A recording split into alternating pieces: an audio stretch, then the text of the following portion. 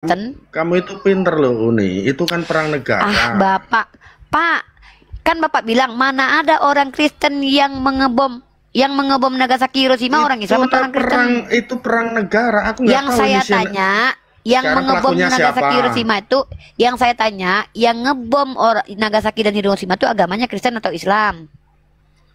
Nggak tahu, saya nggak mempelajari Ya itu, udah. memperhatikan itu. Hitler itu membunuh orang Yahudi 6 juta orang tuh Islam atau Kristen? Hitler kayak kalau nggak salah Nazi itu ya, nggak punya Ya, agama. Nazi itu agamanya Kristen atau Islam? Nazi kayaknya nggak beragama deh. Nazi nggak beragama, teman-teman ya, dengarkan ya, sejarah udah berubah. Dan yang melakukan Ya, kolonialisme bawa saya, Golden Gospel Glory itu Kristen atau Islam? Ini bicara Hitler, kenapa lari-lari ke situ? Kan Bapak bilang orang Kristen itu kan orang yang mengaku agama Kristen, makanya saya tanya. Uni gimana kamu cara diskusinya lari-lari begini? Kamu itu dulu pinter loh. Kan saya menanggapi, Bapak apaan sih dari tadi diulang-ulang Ya, mulu? kan Kan kamu apa yang pinter. bilang? Aku tuh lihat kamu dulu itu pinter, tapi sekarang kok jadi bingung Bapak kayak bilang, gini, Uni. makanya Kenapa? kalau seandainya Bapak klaimnya bombastis depan saya, pasti saya akan kritisi. Bapak yang bilang orang Kristen tidak pernah mengebom, bohong. Sebentar. Yang ngebom Nagasaki Hiroshima itu orang Kristen, itu kebohongan perang publik. negara, bukan perang Iya, agama. tapi pelakunya orang Kristen, Pak. Ya Allah, yang melakukan genosida. Ya Bapak saya kasih tahu. Bapak saya kasih tahu. Ya, tapi kan itu urusan supaya negara, Bapak nggak bukan bohong. agama. Kok urusan agama, urusan negara, urusan agama? Bapak tahu nggak? Itu kan perang antar negara. Pak, Hitler dan Nazi itu karena baca buku yang ditulis oleh Martin Luther, Pak. Makanya mereka terpengaruhi sama Martin Luther yang membuat buku kebohongan tentang Yahudi dan membenci. Itu kan pola berpikir kamu. Loh, bukan pola berpikir, itu sejarah kok. Iya, sejarah, tapi kan kamu berpikirnya seperti Loh, itu. Ya saya berpikir lah, masa saya nggak berpikir, aneh nih. Lah, kamu Yaudah, itu dulu kembali pinter. lagi deh. Tapi Pak, apaan sih? Emang Bapak ngomong gitu tuh apa hebatnya gitu? Kamu pinter, kamu pinter. Kamu pinter loh. Dulu itu kamu pinter Pak, dulu. Bapak tapi tuh ngomong sekarang gitu. kok jadi kacau kayak Bapak gini, tuh ngomong, coba. Bapak tuh ngomong, kamu tuh pinter, ini kacau, itu yang nggak bisa akan menilai merubah kamu itu apapun. orang lain, bukan diri kamu ya sendiri. saya nggak loh, saya kan nggak, Pak. Bapak bilang saya pinter, menurut Bapak itu tidak merubah diksi saya. Bapak memang sudah kamu mengakui dulu. Ya ini Bapak ngapain ngomong itu? Kita lagi bahas tentang seberapa penting Bible. Bapak sudah jelaskan Bible tidak penting. Apa sih, Pak? Maksudnya Bapak tuh kayak ada something wrong loh. Enggak. Pak, Bapak saya lagi nggak bahas tentang diri saya di Komal ini, Pak. Saya lagi bahas tentang seberapa penting Bible. Iya, kamu pinter dulu. Tapi sekarang kok jadi begini. Saya lagi bahas seberapa penting Bible. Ternyata kan nggak penting Bible buat Bapak. Clear sebenarnya, karena tidak.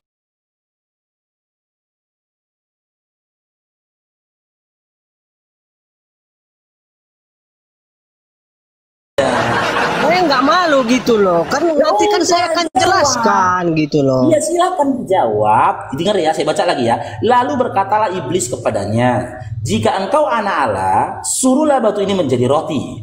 Jika engkau anak Allah, suruhlah batu ini menjadi roti. Ini perkataan siapa, Dinda? Iya, saya tahu itu perkataan iblis. Iblis. Berarti di dalam Bibelmu ada perkataan iblis kan? Iya. Iya.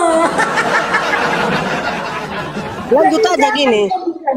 Maksudku lanjut dulu baca ayatnya gitu loh. Dengan dulu, Dinda. Jadi jangan kalian bilang lagi Bibel kalian ini kitab suci, karena ternyata dalam Bibel kalian ada perkataan iblis. Itu masih satu kok kasih. Oke. Nah, ayat yang saudara baca itu konteksnya apa itu ya? Iblis sedang mencobain Yesus. Oke, artinya di situ sedang terjadi percakapan antara Yesus dengan iblis. Kan begitu? Iya, percakapan antara Yesus dengan iblis sekiranya tertulis. Dengar dulu, percakapan antara Yesus dengan iblis tertulis dalam kitabmu. Oke. Betul nggak? Betul nggak? Oke, iya. Betul, oke. Nah, berarti isi kitabmu adalah sebagian perkataan iblis, sebagian perkataan Yesus, betul? Iya. Betul, oke. Apakah pantas sebuah kitab yang termuatkan perkataan iblis dikatakan kitab suci? Iya, pantas. Pantas. Kan iblis. Oke. Kalau pantas kok bilang. Jadi begini. Memang gitu, kalau kita memahami Alkitab dengan pola yang sempit, seperti narasinya seperti yang Anda ucapkan tadi gitu loh.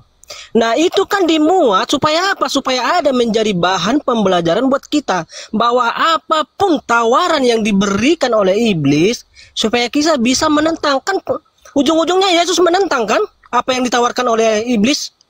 Ya tidak? Iya, tapi yang penting di dalam Bibelmu ada perkataan iblis, betul? Iya, saya nggak menyangkal perkataan iblis itu tercatat. Saya nggak menyangkal itu, gitu loh. Iya, dengar dulu. Memang benar kau bilang di dalam kitab Lukas 4 ini menceritakan ketika Yesus diuji oleh iblis, kan gitu? Iya kan? Iya kan? Denuri? Halo, Denuri? Denuri? Ditelepon ini sama pendetanya ini. Halo, Bang Faru, saya lagi udah kayak ini udah mau berangkat. Alah, langsung berangkat dong. Sedikit lagi. Sebenarnya gini, saya suka diskusi nih gini loh. Ya, sedikit lagi, ini aku sedikit lagi. Berarti kan kau akui di dalam Lukas 4 itu, ya nomor 3, di situ ada perkataan iblis, betul? Iya, nggak usah lagi bolak-balik abang bilang gitu loh. Berarti dalam Bibelmu ada perkataan iblis kan? Iya, Alkitab kan saya udah bilang dari tadi, tidak semua di dalam Alkitab itu perkataan Tuhan secara langsung, karena Alkitab itu memuat sejarah, ya, gitu. Iya, dan sebahagian dari isi Bibelmu ada juga perkataan iblis dan juga sejarah, betul? Iya. Dan berarti terbantahkan gitu loh. Sebuah kitab yang bercampur dengan catatan sejarah, perkataan Yesus dengan perkataan iblis, apakah pantas dikatakan kitab suci? Oke, baik. Nanti malam kita jumpa lagi. Saya akan tunjukkan di mana di Al-Quran terdapat apa ya perkataan jin ya. Anda tadi mengatakan bahwa semua di Al-Quran itu merupakan perkataan Allah, begitu kan? Iya. Oke. Karena memang dari awal pun saya udah bilang waktu saya enggak banyak, saya ini lagi nyetir, oke ya? Nggak enak nanti sama penumpang, oke? Ya, aku suka diskusi ini. Oke ya. Oke, kemarin juga dia gitu Bang Faru. Kemarin dia gitu kan masalah tentang jam ini Bang, tentang jam Yesus waktu di ini Bang, di sidang Bang, katanya jam 1 malam. Kata dia jam 12 malam katanya. Kan itu di sidang kan jam 12 siang kan? Nah, itu dia turun Bang. Besoknya dia naik lagi bahas itu jam.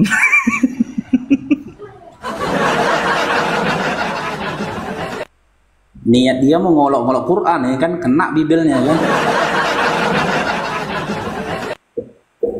Dia akui dia dalam Bibelnya ada perkataan iblis yang dia.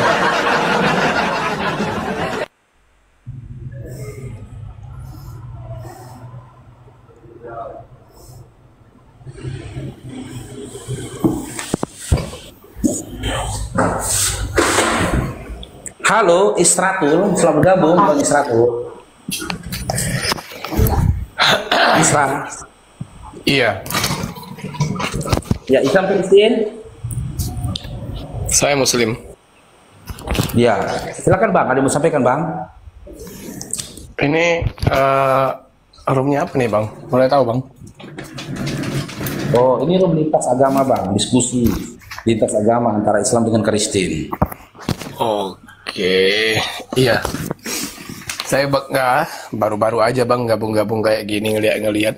Kayaknya seru juga kan.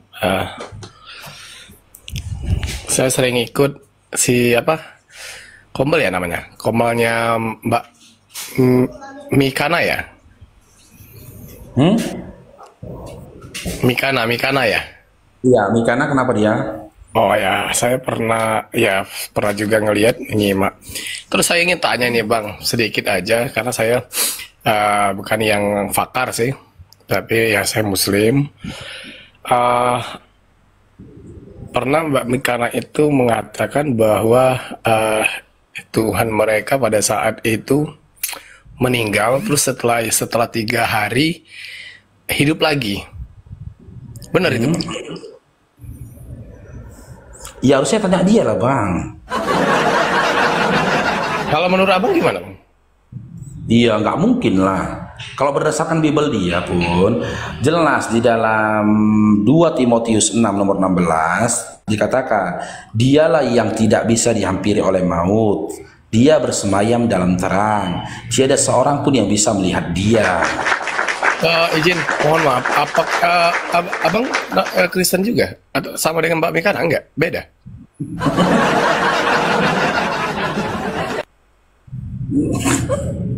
Mohon maaf nih bang. Iya, benar. Saya Enggak. saya Muslim loh bang. Oh Muslim. Ya makanya tadi saya pikir karena saya berapa kali ini mau nanya itu sama Mbak Mika anak itu, kok bisa ya orang yang udah mati hidup lagi dan diakui sebagai Tuhan, sedangkan kalau ya sepemahaman saya yang namanya Tuhan itu dia gak hidup dan gak mati karena dia pencipta. Dan saya berapa kali udah mau minta naik tapi nggak pernah dapat sama dianya, nggak pernah Iya, ditanya. abang berkata gitu karena abang berakal kan gitu. Ya, Tapi pastikan dulu ketika abang mau menarasikan itu dan mendiskusikan hal itu, ya pastikan dulu lawan diskusi abang berakal nggak. iya juga sih. Kalau Tapi nggak rame loh, gagal Bang. gitu loh. Karena dia nggak berakal itu. Orang-orang nggak berakal kan mengatakan begitu, Tuhan meninggal kan gitu. Oh iya. Izin dong bang, iya siap. Tadi mungkin saya ceplosan aja naik ya. Tapi nggak apa-apa, silakan lanjut bang diskusinya. Paling saya nyimak boleh ya? Ya nyimak di bawah dulu bang ya, bang Oke, Israel. siap bang, siap. Izin bang. Siap, oke. Ya, assalamualaikum warahmatullahi wabarakatuh. Waalaikumsalam warahmatullahi wabarakatuh. Assalamualaikum bang Tio. Waalaikumsalam, Bang Faruk. Ya alhamdulillah, jadi syahadat cewek itu tadi malam bang Tio. Alhamdulillah. Afwan, tadi malam anak lagi dalam perjalanan, Bang. Ini udah nyampe di pondok. Susah sinyal juga di sini. Harus pakai wifi. Iya. Syahadat offline. Masya Allah, alhamdulillah. Tapi itu siarkan di live karena dia datang ke musola kita minta untuk disyahadatkan. Dia tetangga di dekat rumahku tinggal. Dia anak kos di situ. Masya Allah. Yang penting nggak minta kawin kan, Bang? Iya, sama sisal nanti kawinnya. Terus lah aku nggak ada ngomong padahal astaga. Gas lah Bang Faruk. Salah aja. Beliau yatim piatu. Oh, itu biasa, Masya Allah. Masih muda, masih 21 tahun umurnya, Bang.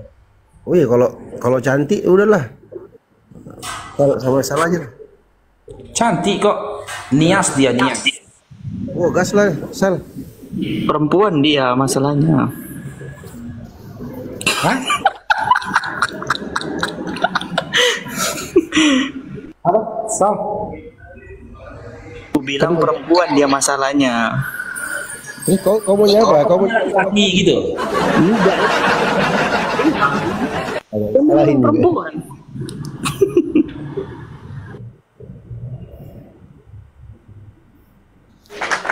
Jadi Bang Sal nggak suka perempuan? Igna kalian aku bercanda lu astaga. Ibang Danker langsung on cam. Mau bilang kan Bang Faruk sama aku aja mau bilang kan gitu deh Bang Faruk. Alah Bang Danker. Enggak gitu. Awak dengar Bang Sal nggak, karena dia perempuan itu jadi tanda tanya awak kan. Udah Bang gak usah gitu, Abang bilang aja Faruk sama aku aja mau bilang kan gitunya Bang, alasan Abang on cam langsung biar ganteng kali Bang ini. Iya. Yes lah kalau memang Satu aja payah nih Bang. Oh udah nikah, alhamdulillah. Udah makanya kasih Bang Sal sama Stadio. Doain ya insya Allah tahun ini. Oh, udah ada calon kau, Sal. Amin. Udah punya calon. Ya bismillah aja lah Bang. Kalau misalnya nih apa ya dapat kerjaan bulan ini atau bulan depan tuh tahun ini harus sih seharusnya ya. Seharusnya. Aku aja nikah dulu, aku nikah Sal. Belum ada pekerjaanku. Lu kemarin aku juga gitu Stadio waktu di Aceh ya. Ini aku taruh kemarin. Nah, ta'aruf itu semenjak ta'aruf udah ada inilah, udah ada apalah dibilang kan. Awalnya itu baik-baik aja. Nah, setelah istikharah di situ tidak ada kecocokan. Ya udahlah, ngomong sama ustadz itu beliau juga tanya gini-gini, ya udah nggak jadi gitu. Itu tahun 2022. Di 2023, 2022. Ya, kau pun cerita pun macam udah nikah pula kau juga. Janganlah cerita kalau memang nggak jadi.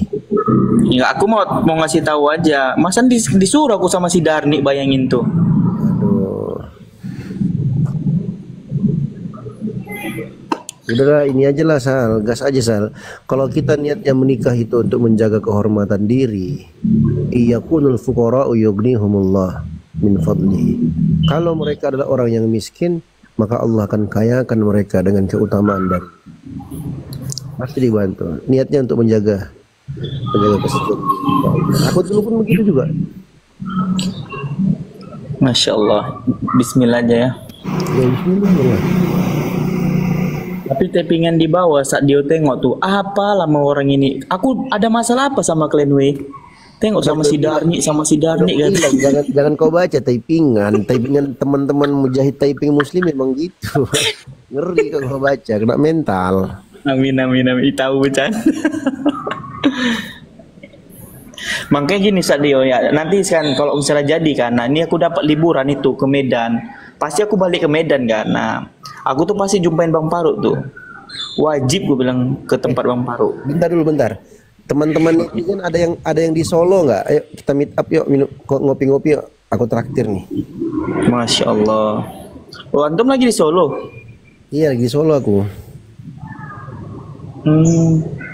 Aku kemarin tuh kan Ustadz Dio kan kemarin aku di Jawa Tengah juga. Nah, itu di ini ya, di apa namanya, di Pati. Nah, di Pati itu jalan ke Solo nggak ada, pan dulu situ banyak kajian gitu. Dulu ya, waktu tahun 2023. Kan? Solo iya. Kan? Iya, kalau ke Solo kan dari Pati itu harus mutar dulu ke Semarang. Mutar ke Semarang baru ke Solo. Gitu nggak teman-teman? Pati dekat. Janganlah kalau ke Semarang. Assalamualaikum. Waalaikumsalam warahmatullahi wabarakatuh. Waalaikumsalam. Udah PWD kan? Udah.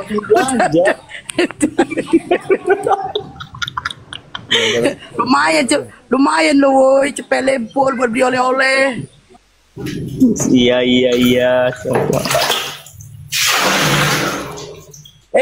Tiketmu udah kau beli? Kau naik apa besok? Udah naik kapal aku besok. Berapa tiketnya? Esti mau kemana? Balik ke Batam lah Bang Dio, aku kan di Medan. Harga tiketnya berapa? Murah, 167. Kenapa? Kau mau bayarin? Udah, nanti ke WA ya. WA pun kau kalau cuma nyuruh utang nggak usah lah. Ya berarti 2 orang 300.000 kalian kan? Lebih lah bikin lah 17 tambah 17 berarti 7 tambah 7 1432 lah. 320 kan? Iya, nanti biar ku bilang karena masih gondrong, biar ku ambil uang di cawatnya itu nanti. Ada bundalan-bundalan uang itu di cawatnya itu.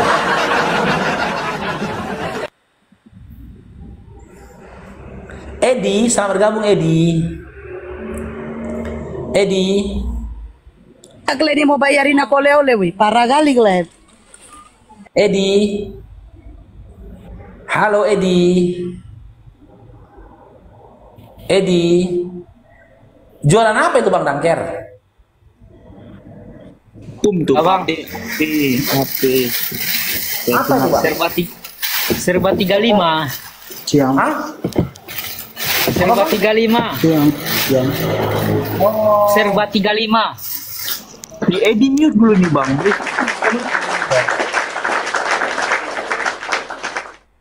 Edi, selamat bergabung Edi.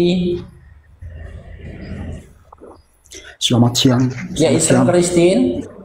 Ya, selamat Islam siang. Kristin Dinda. Kristen, Bang. Oke, mau diskusi kita Dinda. Jangan awak dibesarin Bang Faruk. Jangan awak dibesarin. Ya, mau diskusi kita Dinda. Dinda Edi. Silakan bang. Iya, Anak oke. kecil yang somboy. Saya sampaikan dulu aturannya Dinda ya. Dinda kalau mau bertanya kepada Bang Faruk dan saling adu argumentasi, Dinda itu on cam ya. Kalau belum mampu atau tak mau tuh on cam, Dinda punya dua pilihan. Yang pertama kita gaji tema, yang kedua Dinda boleh bertanya setelah itu turun. Pilih mana Dinda? Pakai tema bang. Oh, gaji tema. Ya bang. Oke, kita gaji tema. Gini Dinda ya, di dalam Bible kalian kan ada banyak narasi ini ya, yang tertuliskan kata kira-kira. Kan gitu, contoh dalam Matius 14:25 kira-kira jam 3, dalam Matius 10 nomor Matius 20 nomor 9 kira-kira jam 5, terus di dalam KPR 19:34 kira-kira jam 2 gitu loh. Yang jadi pertanyaan dari ayat-ayat yang saya sampaikan tadi yang termuatkan kalimat kira-kira yang tidak memiliki kepastian tentang waktu yang pasti, ini firman Tuhan atau bukan gitu loh Dinda? Ya firman Tuhan bang. Oh, berarti Tuhan Anda tidak bisa memberikan kepastian tentang waktu. Wow, sekarang definisikan dulu bang. Menurut Islam dengan Kristen yang disebut firman Tuhan itu sama tidak bang? Iya, firman Tuhan. Kalau kita kaji definisi firman berdasarkan KBBI itu perkataan. Karena firman Tuhan itu perkataan. Kenapa Anda Tuhan. pakai KBBI bang?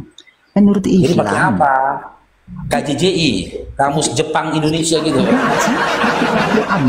Menurut Al-Quranmu firman itu apa? Menurut Al-Quran, menurut pemahaman Al-Quran, firman yang disebut firman Tuhan itu apa bang? Oh, kalau di Al-Quran wahyu, kalau di kami wahyu Dinda. Iya bang, apa bang? Iya, kalamullah, perkataan Allah, gitu loh. Iya bang. Berarti, oke, kalau ini bagian dari firman Tuhan ya dalam imanmu ya, firman Tuhanmu ya. Ketika Tuhanmu Bagi tidak kami, bisa bang, definisi kami bang, Tidak bisa begini bang, definisi kami tentang orang Kristen bang punya definisi sendiri bang.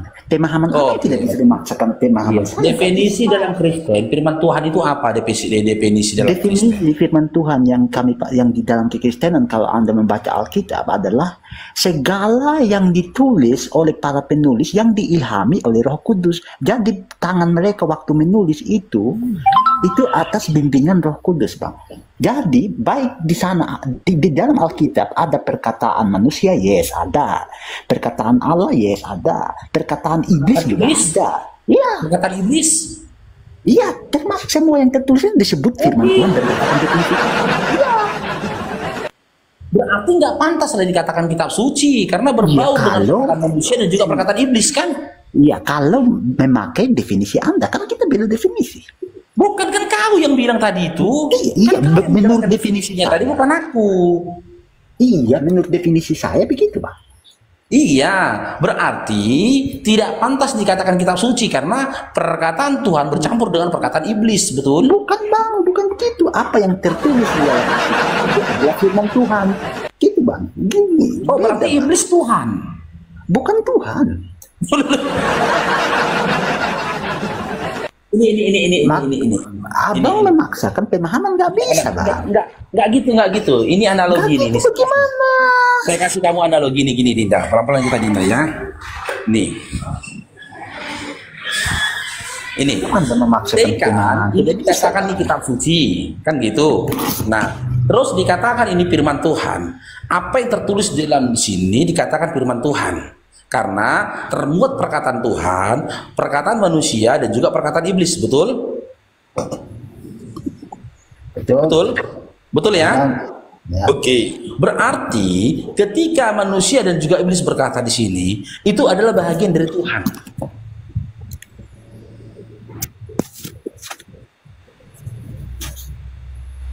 Iya. Berarti iblis bahagian dari Tuhanmu juga. Bukan gitu, Bang. Kan definisi gini, Bang. Ini, Bang, kami orang Kristen itu juga tahu bahwa di dalam Alkitab kami itu di sana ada perkataan Tuhan, ada perkataan manusia, ada bahkan juga perkataan iblis ada di sana. Jadi, kalau abang punya definisi sendiri tentang firman Tuhan, abang tidak bisa memaksakan untuk memahami saya, nggak bisa, bang. Iya, dan itu semua Nggak perkataan bisa. Itu ya, abang semua gitu, bang. perkataan Sampai itu dunia yang termuat kiamat, dalam bang. kitabmu, Sampai dunia perkataan kiamat, bang. Tuhan, Bang nggak perkataan akan manusia, bisa. perkataan iblis, iya, perkataan manusia, perkataan Tuhan, perkataan iblis, pantaskah dikatakan kitab suci? Itu kitab suci. Apa dulu definisi kitab suci, bang? Iya, kitab suci, Bagi kami, kitab sebuah kitab yang termuat perkataan-perkataan dari Tuhan itu. Lalu 100% murni perkataan Tuhan di dalamnya. Apakah di dalam Al-Quran tidak ada perkataan manusia? Apakah dalam Al-Quran tidak ada perkataan manusia? Gimana? Apakah di dalam Al-Quran tidak ada perkataan manusia? Tidak ada.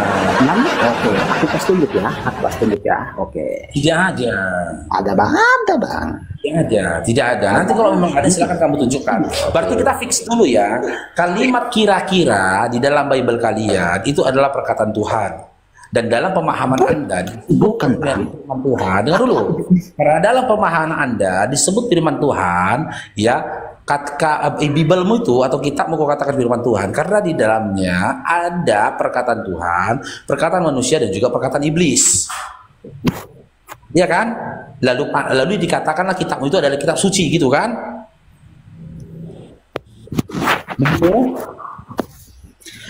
Anda jangan memaksakan pemahaman Anda, pemahaman tapi kau yang ngomong tadi. Sampai Anda mencret bang, nggak bisa bang. Masa yang bilang tadi? Nggak bisa. Kan pemahaman Kristen begini bang, pemahaman Kristen itu apa yang gimana? Oke, begini bang, aku definisikan ulang ya. Firman Allah itu merujuk pada Alkitab dalam kekristenan, yaitu kumpulan kitab-kitab perjanjian lama dan perjanjian baru yang dianggap diilhami oleh Allah. Misalnya kalau abang baca 2 Timotius 3 ayat 16, di sana dinyatakan apa? Segala tulisan yang diilhamkan Allah memang bermanfaat untuk mengajar, untuk menyatakan kesalahan, untuk memperbaiki kelakuan, dan untuk mendidik orang dalam kebenaran. Jadi dalam konteks ini umat Kristen atau orang Kristen percaya bahwa Alkitab itu adalah wahyu Allah yang ditulis oleh manusia di bawah bimbingan Roh Kudus. Itu bang. Jadi firman Allah sebagai perkataan, ya gini bang. Firman Allah juga bisa. Apa bang? Yang berisikan perkataan siapa? Apapun yang tertulis di dalam kitab suci bang itu, yang tujuannya untuk mengajar, ya kan? Yang menerasikan misalnya di sana iblis berkata kepada Yesus, yang menerasikan misalnya Yesus bercakap-cakap dengan perempuan Samaria, atau ucapan-ucapan siapa saja yang tercantum di dalam kitab suci yang berkaitan dengan isi kitab suci itu, dari sudut pandang Kristen itu disebut sebagai firman Allah karena itu ditulis berdasarkan ilham Roh Kudus bang. Gitu bang. Iya, berarti perkataan iblis itu pun bahagian dari firman Tuhanmu. Betul, dari definisi saya. Oh, betul. Silakan Anda tertawa bang, karena Anda punya pemahaman sendiri. Gak bisa, ini bang, gak bisa abang. Tuhanmu itu iblis lah. Bagaimana abang, gini bang Faro, bagaimana abang memahami itu iblis? Bagaimana Anda memahami? Bagaimana gini ini bang, ini kan di dalam Al-Quran juga di sana menarasikan, misalnya Allah juga menarasikan bahwa Isa berkata aku ini adalah hamba Tuhan. Itu apakah firman Tuhan? Iya, itu kalau ya, firman Tuhan Allah ya, karena itu juga perkataan Tuhan kan, betul? Perkataan Tuhan atau perkataan Isa? Dengar dulu. Tidak, aku tanya. Waktu Isa berkata, aku ini adalah hamba Allah, itu perkataan Tuhan atau perkataan Allah? Udah, saya jawab ya, diam ya. Ya. Nah, ketika perkataan itu dikatakan Isa pada zaman itu adalah perkataannya. Lalu, iya, siapa yang menyampaikan itu? Menyampaikan kepada Nabi Muhammad SAW melalui Jibril, itu adalah perkataan Allah. Iya, perkataan yang dinyatakan oleh Allah itu perkataan Allah sendiri atau perkataan? Kan Allah juga menyampaikan perkataan Isa di sana, gitu, betul? Iya. Jadi gini dia, contoh gini nih. Berarti dari sudut pandang Islam juga yang disebut firman Allah itu tidak selamanya itu adalah firman yang murni dari Allah sendiri. Tetapi cerita-cerita misalnya cerita nabi-nabi itu disampaikan kembali di dalam Al-Quran dengan tujuan apa, bang? Ini kita berikan contohnya nih. Ini contohnya nih datanya nih. Nih. Kita buka dalam Lukas 4 ya. Nomor 3 sampai 4. Lalu berkatalah iblis kepadanya, "Jika engkau anak Allah, suruhlah batu ini menjadi roti." Jawab Yesus kepadanya, "Ada tertulis, manusia hidup bukan dari roti saja." Kan gitu. Nah, ketika ada perkataan, "Jika engkau anak Allah, suruhlah batu ini menjadi roti." Ini perkataan iblis atau perkataan Tuhan? Itu perkataan iblis, Bang.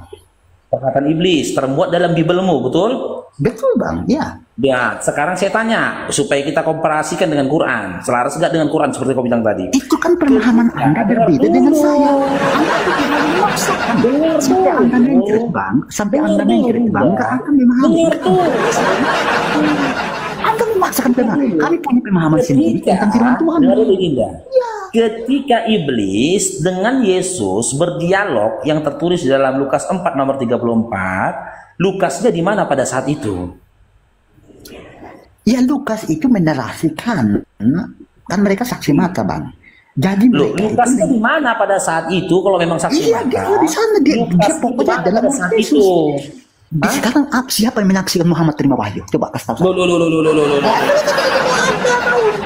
Saya tidak tanya saksi. Apakah ada orang yang menulis sejarah? Saya nggak tanya saksi. Saya tidak tanya saksi. Gini, Bang, saya tanya orang yang menuliskan suatu sejarah, orang yang menulis sejarah, apakah dia harus menyaksikan sejarah itu?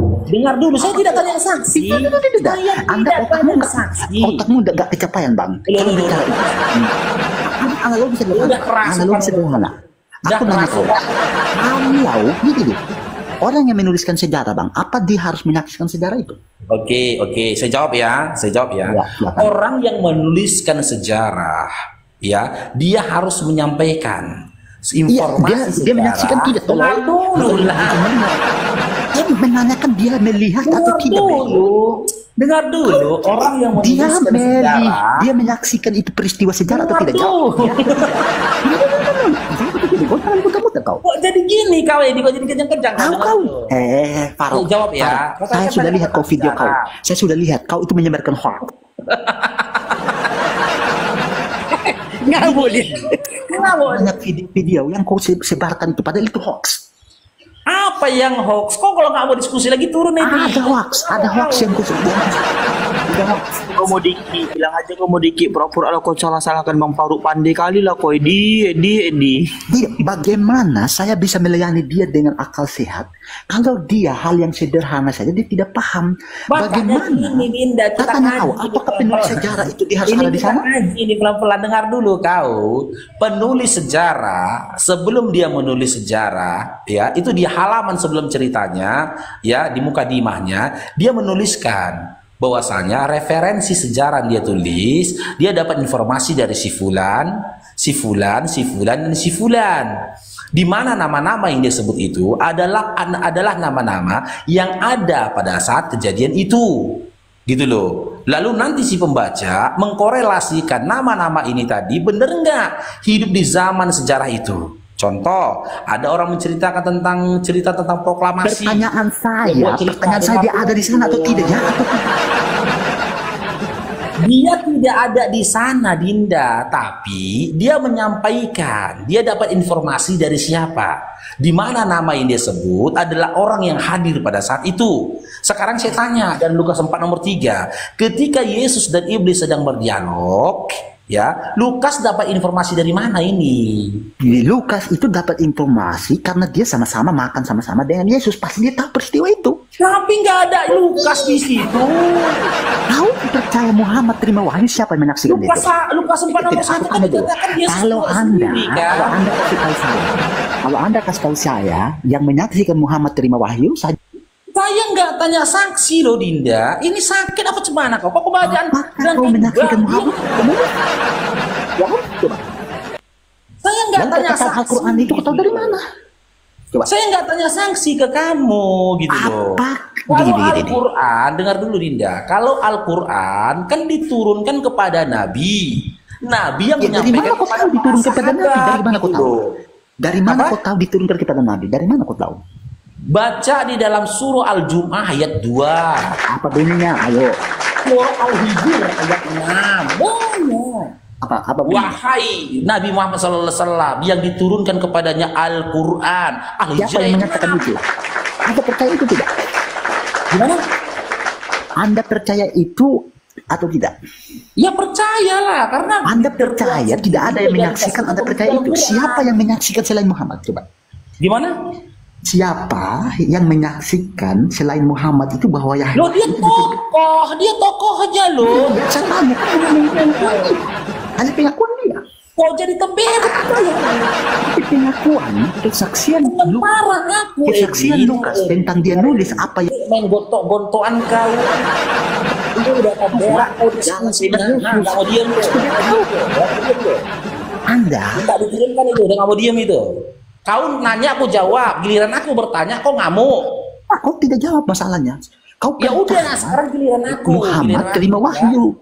Kau percaya kalau dibohong kau bagaimana? Kalau dibohong bagaimana? Siapa yang bisa mengklarifikasi kalau dibohong? Coba. Oke, gantian kita ngomong bisa. Siapa yang mengklarifikasi dia dibohong? Coba. Kalau dibohong, udah gantian kita ngomong. Iya, oke. Buktiin sekarang saya ya dengar. Ketika Lukas menuliskan diskusi atau dialog antara iblis dengan Yesus yang tertulang dalam Lukas 4 dari nomor 1 sampai 10, Lukas itu dapat informasi dari mana? Pasti Lukas itu gini Bang. Kalau Anda baca di Lukas 1 itu Bang, Lukas itu melakukan penelitian Bang. Dia di sana dia penelitian Bang. Bisa dalam wawancara dia melakukan penelitian dia bertanya bahwa kitabmu itu adalah hasil penyelidikan. Kau juga nabimu Bang, pengakuan dia sendiri.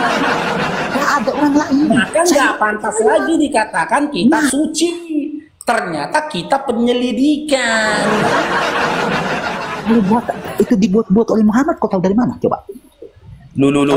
Yang punya legalitas yang tertulis di dalam Al-Quran. Contoh dalam surah Al-Hijr.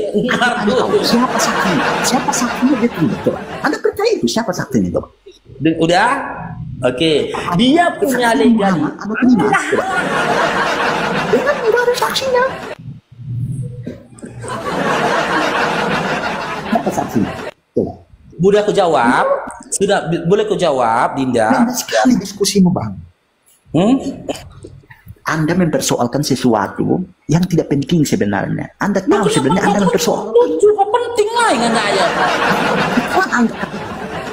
Lukas bukanlah sosok yang ada bersama dengan Yesus ketika Yesus diuji oleh iblis. Iya, tapi tiba-tiba dia menuliskan cerita yang tertulis dalam kitab Lukas. Kami percaya bahwa dia diilhami, penulis kitab suci itu diilhami oleh Roh Kudus. Apalagi Lukas ini adalah percaya.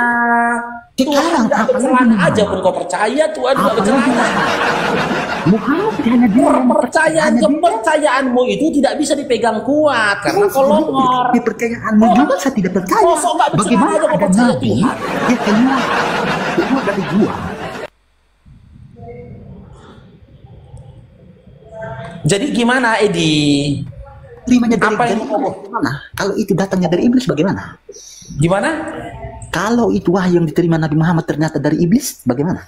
Nggak ada legalitasnya, tidak ada dalilnya mengatakan begitu. Makanya maunya Muhammad kan? Loh, mana dalilnya? Kalau kau katakan datangnya dari iblis, mana dalilnya? Anda, ya saya tanya kau. Anda percaya Al-Quran itu? Anda percaya? Kok bisa percaya hanya pengakuan dia doang? Dia terima wahyu dari gua? Coba. Oke. Saya jawab ya. Kau jangan potong-potong ya. Karena gini Dinda. Karena Nabi kami Nabi Muhammad SAW memiliki legalitas yang tertuang ya, dalam Al-Quran. Kau tahu dari mana oleh? Udah tebera kau. Dia ngomong kita diam gitu loh. Giliran kita mau menjelaskan. Jadi kepanasan kau. Gini Dinda ya, kalau Nabi Muhammad SAW ya, kami mempercayai tentang wahyunya karena dia punya legalitas. Dia punya legalitas ketika ketika dia adalah Nabi, surah Al-Adab 45. Dia punya legalitas yang tertulis dalam surah Al-Fat 29 ketika dia mengklaim dirinya adalah Rasul. Dia punya legalitas dalam surah Al-Hijrah 6 ketika dikatakan kepadanya diturunkan Al-Quran. Dan dia juga punya legalitas ketika dia membacakan Al-Quran yang tertulis dalam surah Al-Jumu'ah ayat 2. Sementara Paulus and the gang, Matius, Markus, Lukas dan yang lainnya tidak punya legalitas dari Yesus. Gak ada legalitas dari Yesus gitu loh. Dimana Yesus mengatakan, aku perintahkan, aku turunkan wahyu kepada atau ilham kepada Lukas. Nggak ada. Malahan aku sudah akui apa yang dituliskan Lukas itu hasil penyelidikan. Yang ada padamu nggak pantas dikatakan kitab suci, tapi buku hasil penyelidikan. Tapi lucunya, Lukas menyelidiki dengan bahasa apa? Hasil penyelidikannya tertulis dalam bahasa Indonesia. Ada yang nggak beres gitu. Yang nulis hasil penyelidikan ini kita nggak tahu dalam bahasa apa Lukas, karena Lukas bukan orang Indonesia gitu loh. Tahu-tahu ada sebuah tulisan dalam bentuk bahasa Indonesia diklaim itu adalah diklaim itu adalah tulisan dari hasil penyelidikan Lukas, sementara Lukas bukan orang Indonesia. Itu sama halnya seperti jauh api dari panggang gitu. Memang kalian adik-adik oten ya, ini kalian nggak kalian pakai ini kalian. Kalau pula kau tanya, jadi atas dasar apa kau percaya Al-Quran? Pertanyaan itu cocoknya sama kau. Atas dasar apa kau percaya Bible gitu loh? Lukas bukan orang Indonesia. Jelas dia menyelidiki bukan dalam bentuk bahasa Indonesia. Tahu-tahu sampai kepada kau tulisan dalam bentuk bahasa Indonesia. Dan kau yakin pula itu perkataan Lukas. Kau yakin pula itu hasil penyelidikannya Lukas. Bisa jadi itu hasil penyelidikan si Parulian. Gitu loh.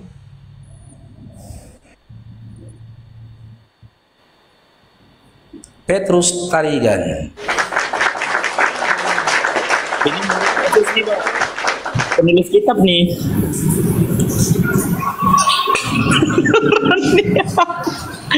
Penulis kitab turun.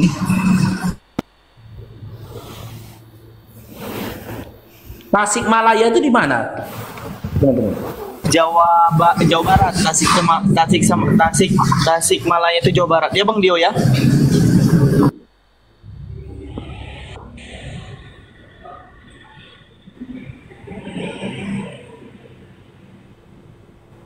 Iya Bang, Jawa Barat Bang, tippingan Jawa Barat kan. Kayaknya itu Bang di ujung Bang. Tasikmalaya itu kayaknya di ujung Jawa Barat kalau nggak salah.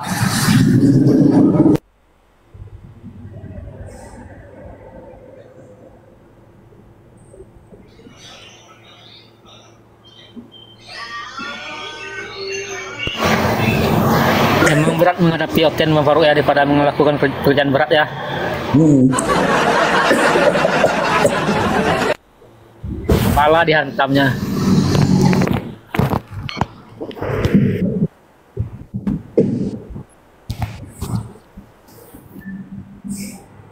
Tengok tuh Bang Faruk komenannya, dekat-dekat kumis Bang Faruk.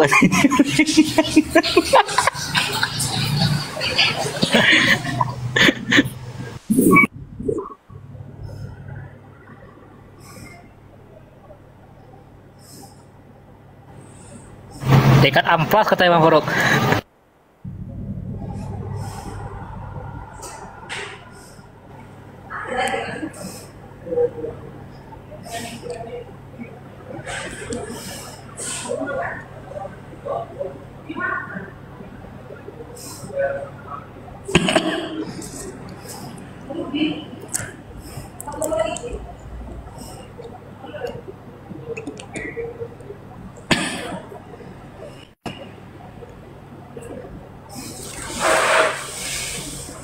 Oke, silakan buat adik-adik OTN yang mau naik lagi silakan.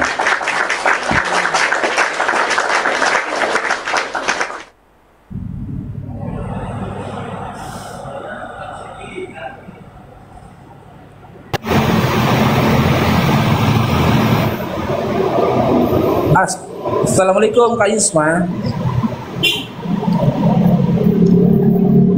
Dagu ya.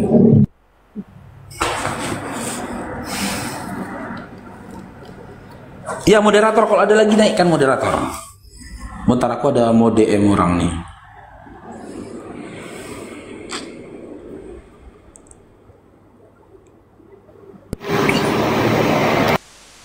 Oh, di bawah aja Bang Faruk. Biar Oke, ada Bang. suara Ya, autentika. Terima kasih Bang Faruk, semua Bangsal, Sadio, Bunda Nora, Bunda Esti. Assalamualaikum warahmatullahi wabarakatuh. Waalaikumsalam warahmatullahi wabarakatuh.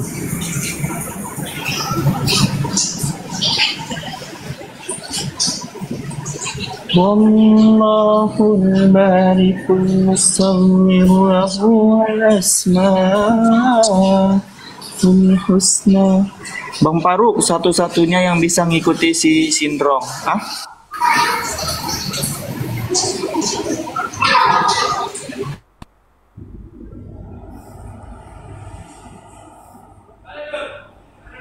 Oke Onces, selamat sore Onces, menjelang sore.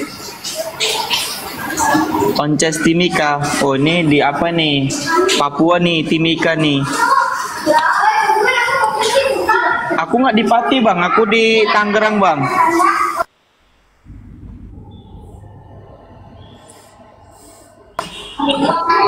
Awas murtad kalian ya. Iya.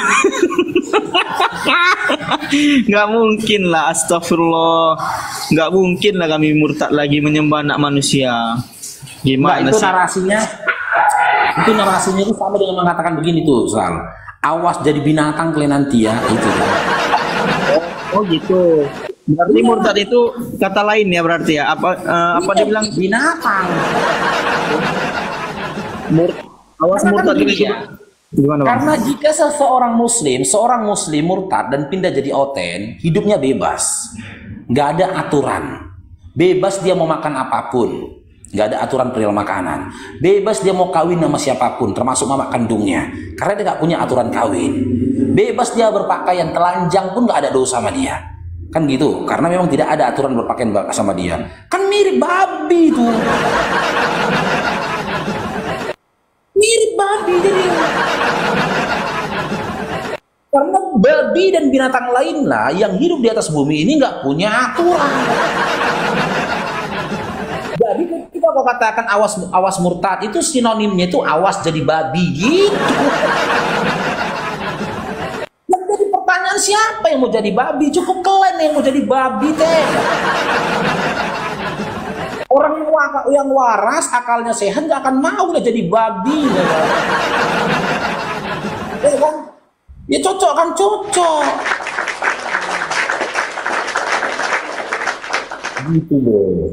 Karena babi dan binatang lain lah yang hidup di atas bumi ini nggak ada aturan, bebas. Adakah larangan bagi para babi dan binatang lain untuk kawin dengan induk kandungnya? Nggak ada. Adakah larangan dari tuannya oten untuk oten kawini mama kandung atau bapak kandungnya? Nggak ada, kan sama-sama babi.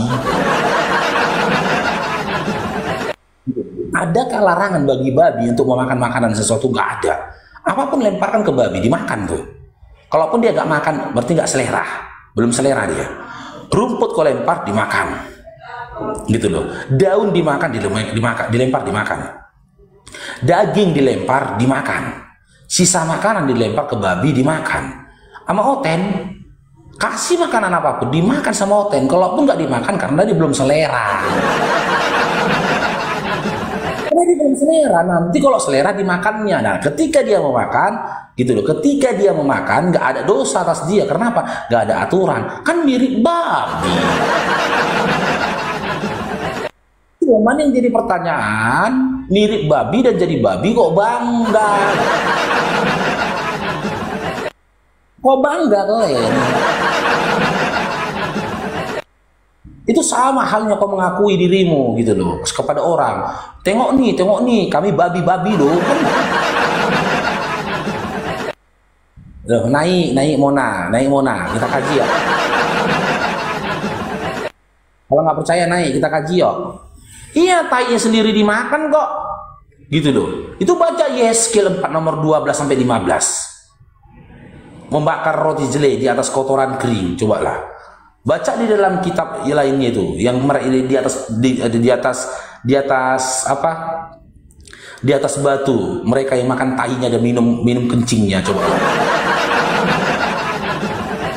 Gitu. Ada rupanya hotel dilarang makan tai, ada? Nggak ada. Nggak ada. Lantas kalian langsung di check out yuk. Makan tai kan kau bilang gitu. Gak mungkin kami makan tai kau bilang begitu kan. Ya sama, babi pun kalau ditanya ngomong gitu. Keren ya mirroringnya Gurunda. langsung mematikan di situ. Iya, memang harus kayak gitu, Bun. Jadi orang saudara-saudara Kristen itu harus berhati-hati ketika bernarasi mencari celah di Islam, karena Bible akan pasang badan. Itu aja sih menurut saya. Keren. Yang akan menjadi musuh mereka, yang akan menghalau mereka untuk menghujat Islam, itu Bible. Ya, saya belum membawa data bagaimana di dalam kitabnya mereka yang dikatakan di 2 Korintus 12 nomor 7 bahwa Paulus mengatakan di dalam tubuhnya ada setan yang menggocoh dia. Pertanyaan saya, bisakah Paulus kemudian mengkristenkan setan yang ada di dalam tubuhnya, kan gitu? Itu diterangkan di 2 Korintus 12 nomor 7. Ada ada iblis yang diutus untuk di dalam tubuhnya dan untuk menggocoh dia. Pertanyaannya, apakah Paulus mampu mengkristenkan iblis tersebut? Lagi-lagi gagal. Ketika ada iblis datang melalui manusia, tenung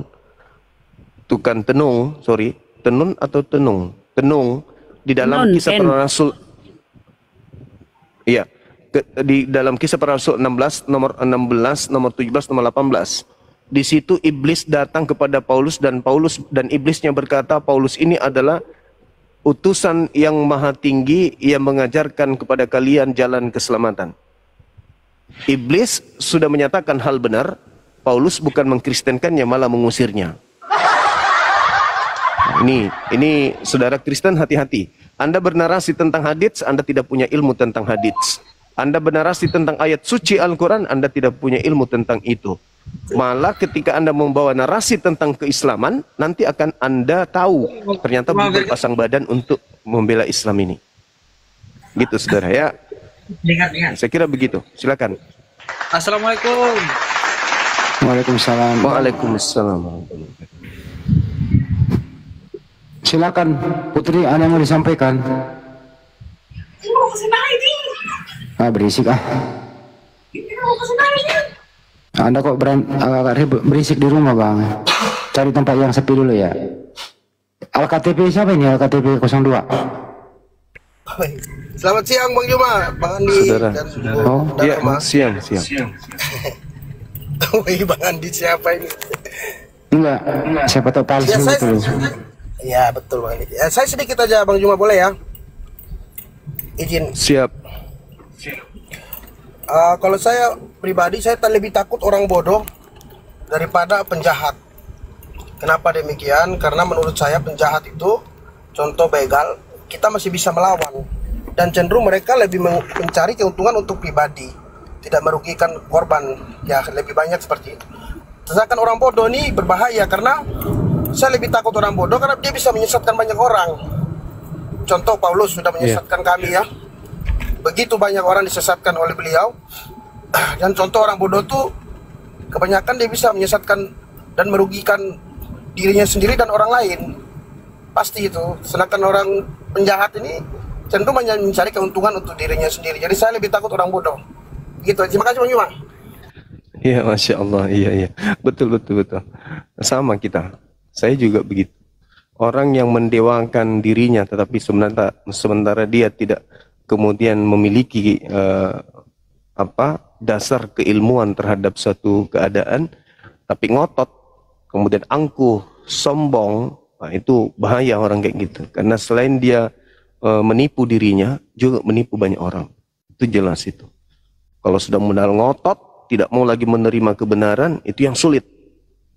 Betul, saya setuju dengan Anda. Silakan Bang Handi kalau misalnya ada saudara non lagi yang mau naik.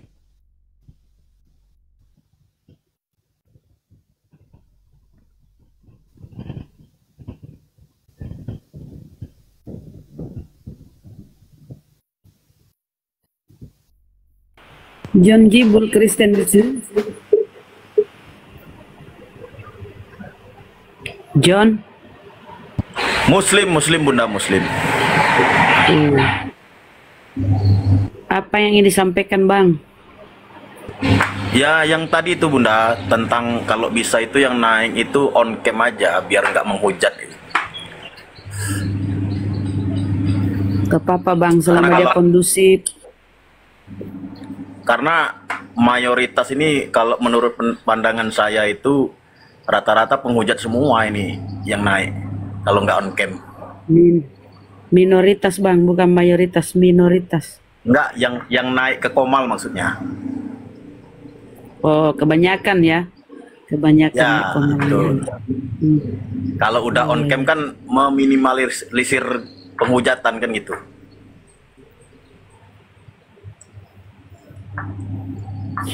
Naga Biru, selamat siang. Naga Biru, Kristen Muslim. Waalaikumsalam warahmatullahi wabarakatuh, gugur rendah. Ini bicarmu. Waalaikumsalam warahmatullahi wabarakatuh. Ya, assalamualaikum warahmatullahi wabarakatuh. Waalaikumsalam. Waalaikumsalam warahmatullahi wabarakatuh. Assalamualaikum Mbak Suma. Waalaikumsalam warahmatullahi wabarakatuh. Iya, gimana kabarnya? Alhamdulillah, saudara. alhamdulillah sehat. Siapa namanya Dari lagi? malam saya naik di komalnya Sudirman. Bang Blender. Ada orang saya cari OT, Ya. tapi dia tinggal di Pakato. Dia taunya menghujat. Saya mau cari dulu ini siapa orangnya. Terus kita mau tanya baik-baik, apa maksud tujuannya dia menghujat? Bolehkah Bang Suma saya mencari itu? Pasti karena Iya. tidak Jadi, usah selama dia tidak jadi- membuat kerusakan. Nggak Ya, usah. jadi ada nomor WA-nya sama saya. Dia orang Pakato. Dia tadi malam kata-katain Bang Blender. Kebetulan saya juga agak panas, emosi.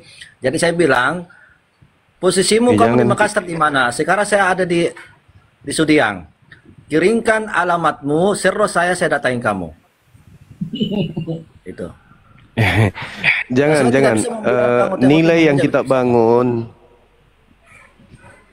Ya, Bang? nilai yang kita bangun dalam ranah dunia apologet ini adalah berdiskusi, mencerdaskan anak bangsa. Kalau yang menghujat itu ya biarkan aja dia menghujat. Itu cerminan agamanya, cerminan agama. Begitu juga Islam, kalau dia menghujat itu dia cerminan. Gitu. Jadi tidak perlu sampai tidak perlu sampai mau mendatangi dan segala macam, kecuali yang dihujat terang-terangan Nabi Allah terang-terangan menyatakan perang. Nah, itu baru. Tapi kalau hanya sekedar bernarasi menghujat oknum, biarkan saja, nggak usah perlu ini. Dikasih pencerahan saja, diajak diskusi melalui sosmed aja. Nggak perlu sampai harus didatangi rumahnya, mau dicari. Karena itu tidak akan mendatangkan satu hal yang positif, kecuali kita ini aparat yang tujuannya untuk memperbaiki, mengamankan, mengademkan keadaan. Tapi kalau kita sipil, jangan kita datangi orang untuk apalagi beda akidah. Nggak usah. Biarkan aparat saja yang menangani hal seperti itu. Ya, Bang. Terima kasih banyak Bang Suma atas mengingatkan Siap. nasihatnya Bang Suma. Aku turun dulu ya, lanjut ke Bang Suma. Siap. Assalamualaikum warahmatullahi wabarakatuh Bang Baik, Suma. saudara. Takbir, Allahu Akbar. Waalaikumsalam warahmatullahi Allahu Akbar. Oke, kita sapa ya saudara Immanuel, Kristen Muslim. Kristen. Immanuel. Kristen.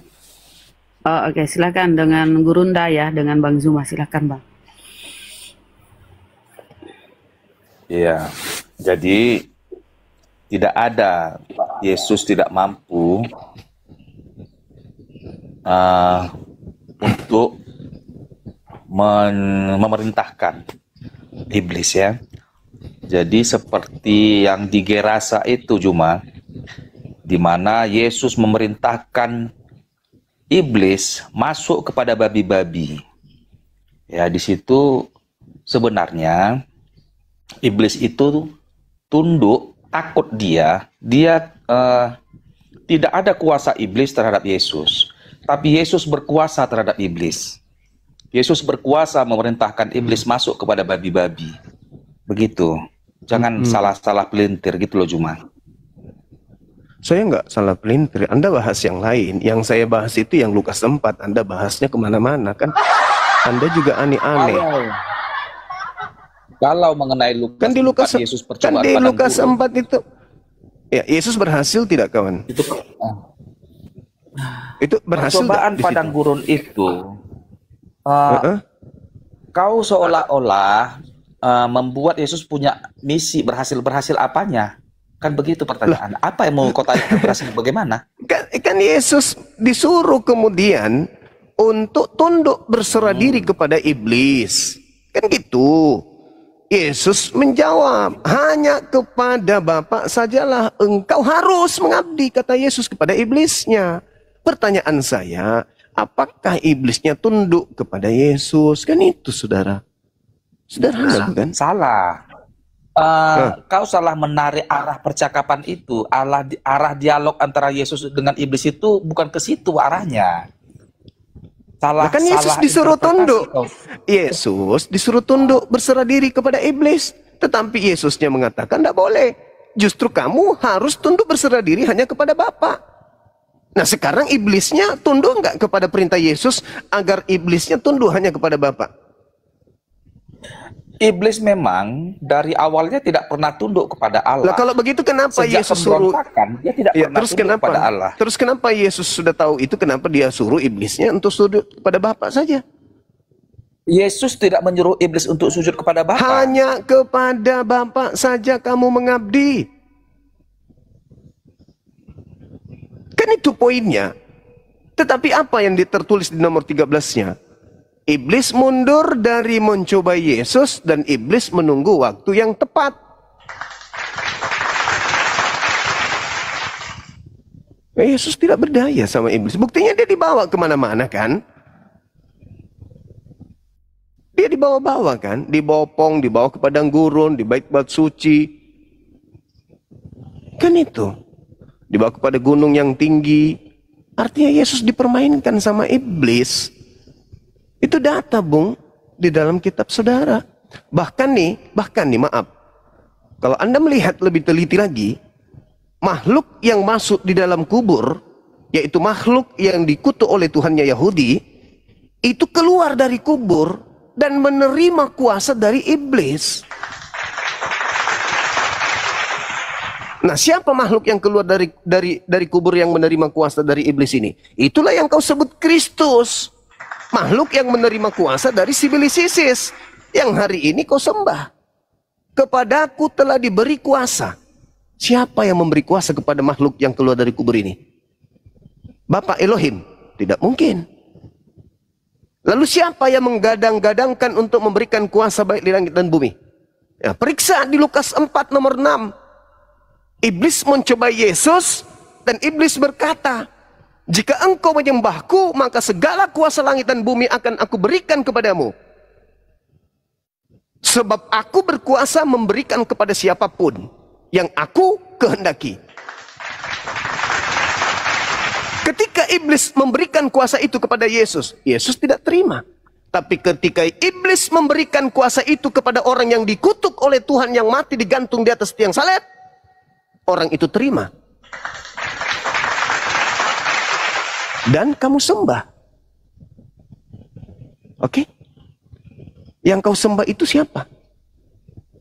Orang yang menerima kuasa dari Sibilis Isis. Oke. Cuma, ya. Boleh tanya ya? Kita ini Ya, tetap silakan. kita membaca nggak apa-apa. Ketika Yesus bangkit dari kematian, dia kan punya beberapa hari bertemu dengan murid-murid, bertemu di Emmaus lah, dan terakhir dia itu nggak salahku bertemu dengan Thomas, dengan yang Thomas saya nggak percaya itu, lalu disuruh cucuklah lambungku pakai tanganmu dan sebagainya. Pada saat itu cuma, apakah kau kan menyalahkan Paulus ini? Ini Oten ini pengikut Paulus, bukan pengikut Yesus kan, ini sering gaung yang sering kalian mainkan. Gak apa-apa lah, oke lah itu. Enggak. Sorry. Saya potong dulu. Kristen ini pengikut Kristus. Tunggu dulu. Kristen ini pengikut Kristus. Kristus yang keluar dari kubur. Bukan Kristus yang datang kepada Israel. Itu beda. Itu dua Kristus yang berbeda, Bung. Oke lah, oke. Begini maksudku. Setelah yang bangkit dari kubur itu, menurut Bang Juma, Yesus atau iblis? Itu iblis. Iblis, makasih Bang Juma. Oke. Ya, itu penyesat. Itu penyesat. Ya, saya kasih dalil Yesus, boleh? Ya. Nah, tapi jangan dari Alkitab ya. Tapi iblisnya mengaku, oh harus. Bagaimana ceritanya saya ingin saudara, bagaimana saya mau membuktikan? Dengar. Bagaimana saya ingin membuktikan uang ini palsu? Maka uang ini yang harus saya jadikan sebagai alat bukti untuk ditelaah, diteliti. Ini bukan uangnya tetangga. Lantas memberikan kesimpulan ini palsu, bukan. Tapi duit ini sendiri yang harus saya uji dan kita telaah, kita obok-obok, kita bongkar, kita teliti untuk kita tahu bahwa itulah uang palsunya. Begitu juga yang keluar dari kubur itu, jangan kau pakai kitab lain. Pakai kitab itu sendiri, karena kitab itulah yang bercerita tentang dirinya. Yesus berkata di dalam kitab saudara Lukas 21, waspadalah kepada penyesat yang datang kepadamu dengan memakai namaku dan berkata, akulah dia. Ego emi. Itu tanda-tanda penyesat itu, kata Yesus, mengaku akulah dia. Anda baca Yohanes 18 ketika sesaat penangkapan terhadap oknum yang nanti dianggap Yesus, mengaku siapa di situ? Siapakah yang engkau cari? Kami mencari Yesus dari kota Nazaret. Akulah dia. Ditangkap. Kata Yesus, waspada kepada orang yang mengaku akulah dia. Ditangkap orang ini, disalib orang ini. Menurut Yesus yang mengaku akulah dia penyesat atau bukan? Penyesat. Yang ditangkap tadi ini dibunuh nggak? Dibunuh. Bangkit nggak dia keluar dari kubur? Bangkit. Berarti yang keluar dari kubur ini orang yang mengaku akulah dia kan? Ya. Kata Yesus yang mengaku akulah dia penyesat atau bukan? Penyesat.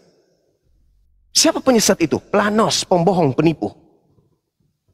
Nah sekarang Anda percaya kepada orang yang keluar dari kubur.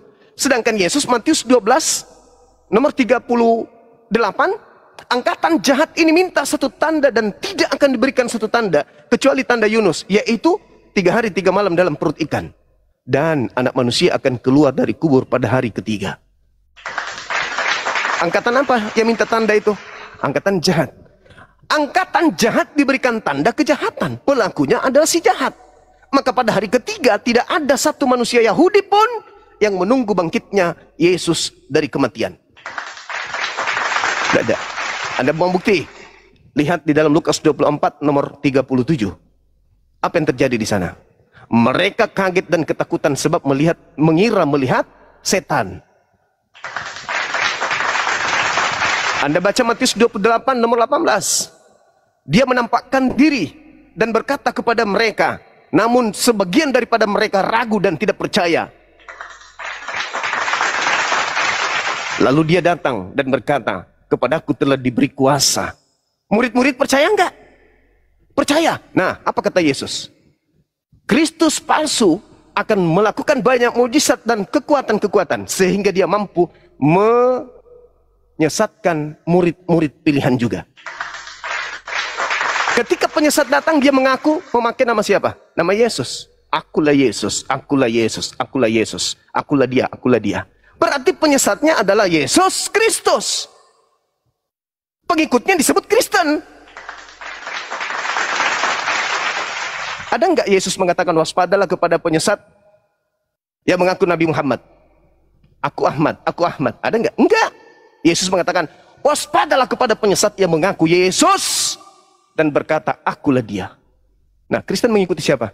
Mengikuti oknum yang mengaku akulah dia dan mengaku Yesus Kristus. Paham? Ciri-cirinya menyesatkan banyak orang. Kristen banyak nggak? Banyak. Pengikut siapa? Kristus. Kristus yang mana? Yang keluar dari kubur. Siapa dia? Dia makhluk yang dikutuk oleh Elohim. Mana dalilnya? Galatia 3 nomor 13. Kristus telah menebus Kristen dari kutuk hukum Taurat dengan jalan menjadi kutuk karena Kristen. Sebab ada tertulis, terkutuklah Kristus yang digantung di atas tiang salib. Jadi yang kau sembah itu makhluk terkutuk. Siapa yang mengutuknya? Elohim. Kenapa? Karena dia melakukan dosa yang sepadan dengan hukuman mati. Di mana dalilnya? Ulangan 21, 22 sampai 23. Jadi Kristen itu secara data, saudara, secara data nih, bukan saya menghujat, secara data adalah pengikut Kristus. Sedangkan Yesus yang asli minta muridnya agar waspada kepada Kristus. Tapi yang palsu. Paham sampai sini? Silakan. Uang saya masukkan kembali ke dompet karena ini asli bukan palsu. Yang dimaksudkan Yesus, waspadalah kepada Mesias-Mesias palsu, adalah akan ada datang Mesias, mengaku-ngaku Mesias, setelah kematian Yesus, setelah Yesus naik ke surga. Pertanyaannya, ya ini dia, tunggu ya.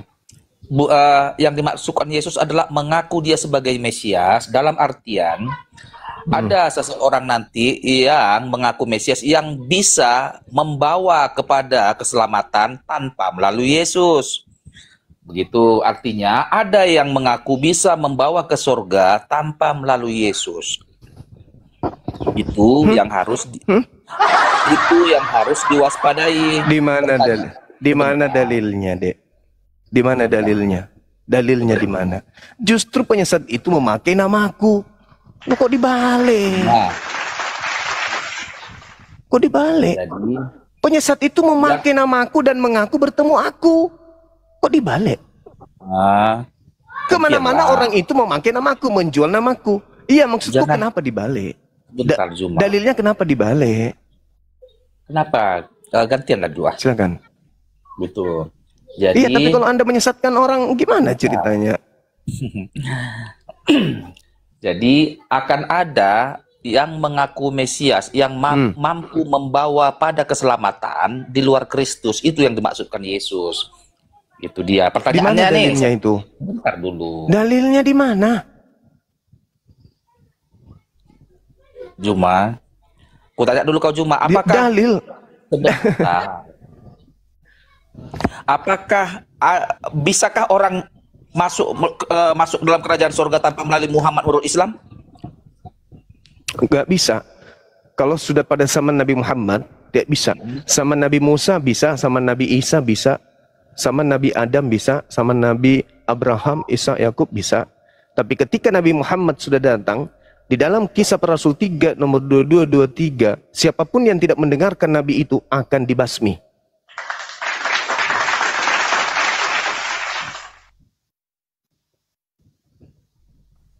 Berarti Muhammad selevel dengan Yesus, bahwa tanpa Muhammad tidak ada jalan keselamatan tanpa melalui Muhammad dalam Islam, benar kan? Betul, setelah Nabi Muhammad. Tapi sebelum ada Nabi Muhammad, orang-orang yang kepada mereka diutus Yesus atau Nabi Isa, mereka akan selamat ketika menerima Nabi Isa sebagai utusan Tuhan kepada Bani Israel. Oke, Juma. Kalau aku tanya begini, bisakah aku katakan bahwa Muhammad adalah Mesias bagi orang Islam? Oh, nggak bisa. Nabi Muhammad bukan Mesias. Maaf. Ku ganti. Bisakah Muhammad adalah jalan satu-satunya ke surga menurut orang Islam? Betul. Setelah beliau datang, beliau mengatakan, "Ya ayuhan nas, inni rasulullahi ilaikum jami'a." Wahai seluruh umat manusia, aku ini adalah utusan Tuhanmu untuk kalian semua. Zaman Yesus, wahai Bani Israel, bukan wahai seluruh manusia. Zaman Musa, ya Bani Israel, bukan ya ayuhan nas. Tapi ketika Nabi Muhammad yang diutus, ya ayuhan nas.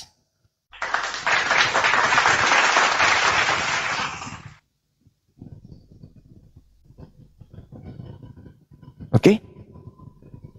Jadi cuma yang dimaksudkan Yesus itu, Mesias palsu itu adalah Muhammad yang mengaku tanpa Tanpa Muhammad tidak ada jalan menuju surga tanpa Muhammad. Dia mengingkari Yesus, dia mengambil yang menjadi apa yang dia mengingkari yang dinyatakan Yesus itu. Jadi Muhammadlah Mesias palsu yang dimaksudkan Yesus. Oke, baik. Coba Anda tunjukkan dalil yang menjurus kepada Nabi Muhammad. Silakan. Di dalam Bible Anda. Nama Muhammad Ya, jangan namanya. Jangan namanya. Karena tidak ada nama. Tidak ada. Tapi tidak ada. Jadi, oke. Sekarang Yesus mengatakan waspadalah kepada penyesat yang datang kepada kamu. Kamu di situ siapa? Kepada umat Allah. Kamu di situ siapa? Pada seluruh manusia. Waspadalah terhadap penyesat yang datang kepada kamu. Kamu ini. Kamu di situ siapa? Kamu itu siapa? Kepada aku inilah, kepada umat Kristen, kepada seluruh manusia lah yang seharusnya. Kalau begitu Anda turun. Anda nggak cocok diskusi dengan saya. Anda penyesat. Yang dimaksud kamu di situ adalah Bani Israel, angkatan yang hidup sesama Yesus. Anda turun. Anda nggak layak di sini. Anda nggak saya izinkan menipu manusia lain. Sorry saudara, penipu tidak cocok. Lebih baik Anda itu bodoh mau menerima daripada Anda sok pintar tapi Anda tidak bisa menerima kebenaran. Saya nggak butuh orang yang mau menyesatkan manusia.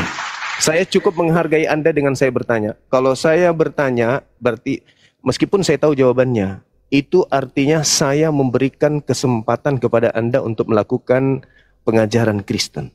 Tapi kalau Anda melanggar kode etik dalam Bible, saya tidak setuju. Karena di situ Yesus berbicara kepada Bani Israel yang hidup seangkatan dengan dia. Orang berbicara kepada Yesus angkatan pertama, jangan kau bilang itu Yesus berbicara kepada seluruh manusia. Itu sudah menyalahi akidah, itu sudah menghancurkan logika sehat. Itu sudah membenarkan Al-Quran. Dengan sadar Anda sudah menjelaskan Al-Quran itu benar. Yukhadi'unallaha walladina amanu wa ma yakhda'una illa anfusahum wa ma yash'urun. Orang-orang kafir itu ingin menipu Allah dan ingin menipu orang-orang beriman, tapi sesungguhnya mereka hanya menipu diri mereka sendiri. Ulaika hum syarrul bariyah. Mereka itu adalah seburuk-buruknya makhluk. Anda diberi akal, tapi Anda mematikan akal Anda sendiri. Anda diperintahkan untuk cerdas, tapi Anda memperbodoh diri Anda sendiri. Perintahnya jelas.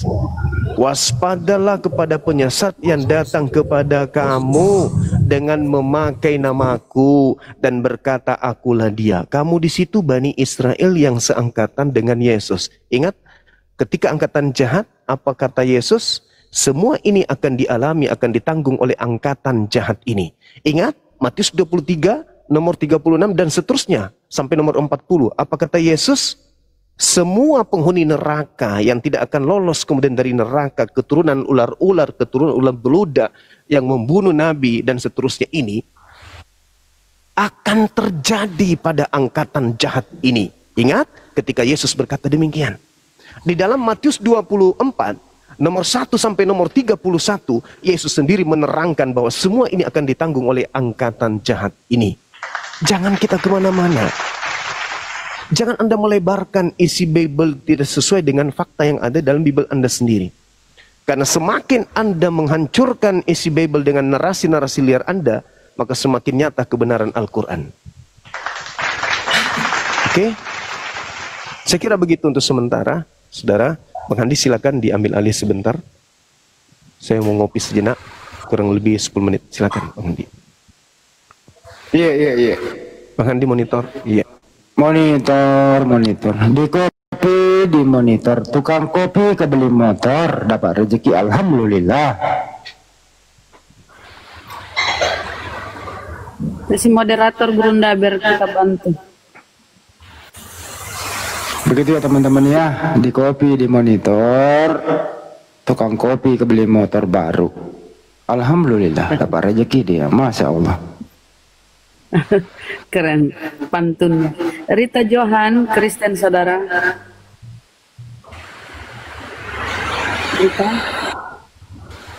Rita Kristen atau Muslim? Kenapa dia salah pencet Kak Rita? Rita, kita turunin ya.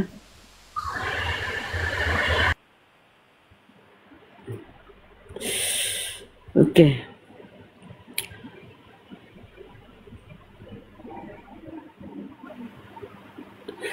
Justin, selamat sore Justin. Kristen.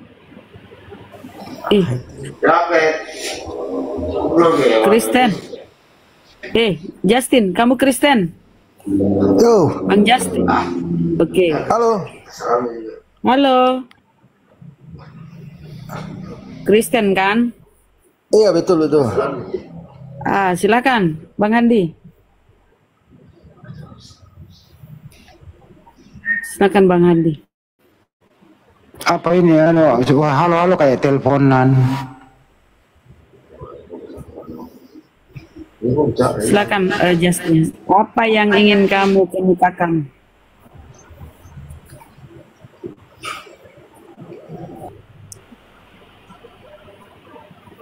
Kabur. Jadi keren ya penjelasan Gurunda. Jadi teman-teman di bawah ambil itu sebagai pembelajaran ya menghadapi oten-oten.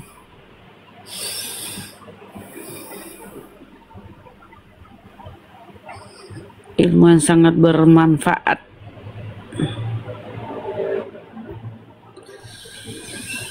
Sain apa sih namanya? Sain. Maaf Bunda, salah tekan tadi naik. Maaf Bunda. Oh iya Bang, oke kita turunkan ini ya. Mak Len, Assalamualaikum. Kalau ada musik jangan naik, ya udah berisik kayak. Mak Len. Aduh, kok pada ini ya, salah pencet. Lopan, Kristen. Oh salah pencet ya, iya. Lopen Kristen Muslim, saudara. Ya Allah, banyak salah pencet. Matahari, Matahari, Kristen Muslim Matahari. Ini kenapa ya pada minta naik tapi nggak mau ngomong ya? Gua udah naikin loh. Iya, salah pencet kali dah. Lopan, Kristen. Emang bisa? Ya kalau dia tap-tap toh. Wah, buah. Aduh, ribut. Andrea, Kristen. Tahu ada telepon Bunda Rama, jangan terus dulu ada telepon, bentar. Siap. Andrea, Kristen Muslim. Saudara Andrea, ya Allah ya Rabbi. Matahariku, Kristen Muslim. Matahari. Oh, kepencet. Iya Mbak, kita turunkan ya. Oke. Andrea Muslim juga kayaknya kepencet. Kok pada kepencet? Masya Allah. Wih, ada nama Nabi Muhammad. Coba kita kasih naik dulu ini namanya. Namanya kok Nabi Muhammad. Assalamualaikum Muslim. Nabi Muhammad Muslim. Udahlah. Nama kok Nabi Muhammad. Nabi itu kalau kok Islam nggak boleh begitu ya.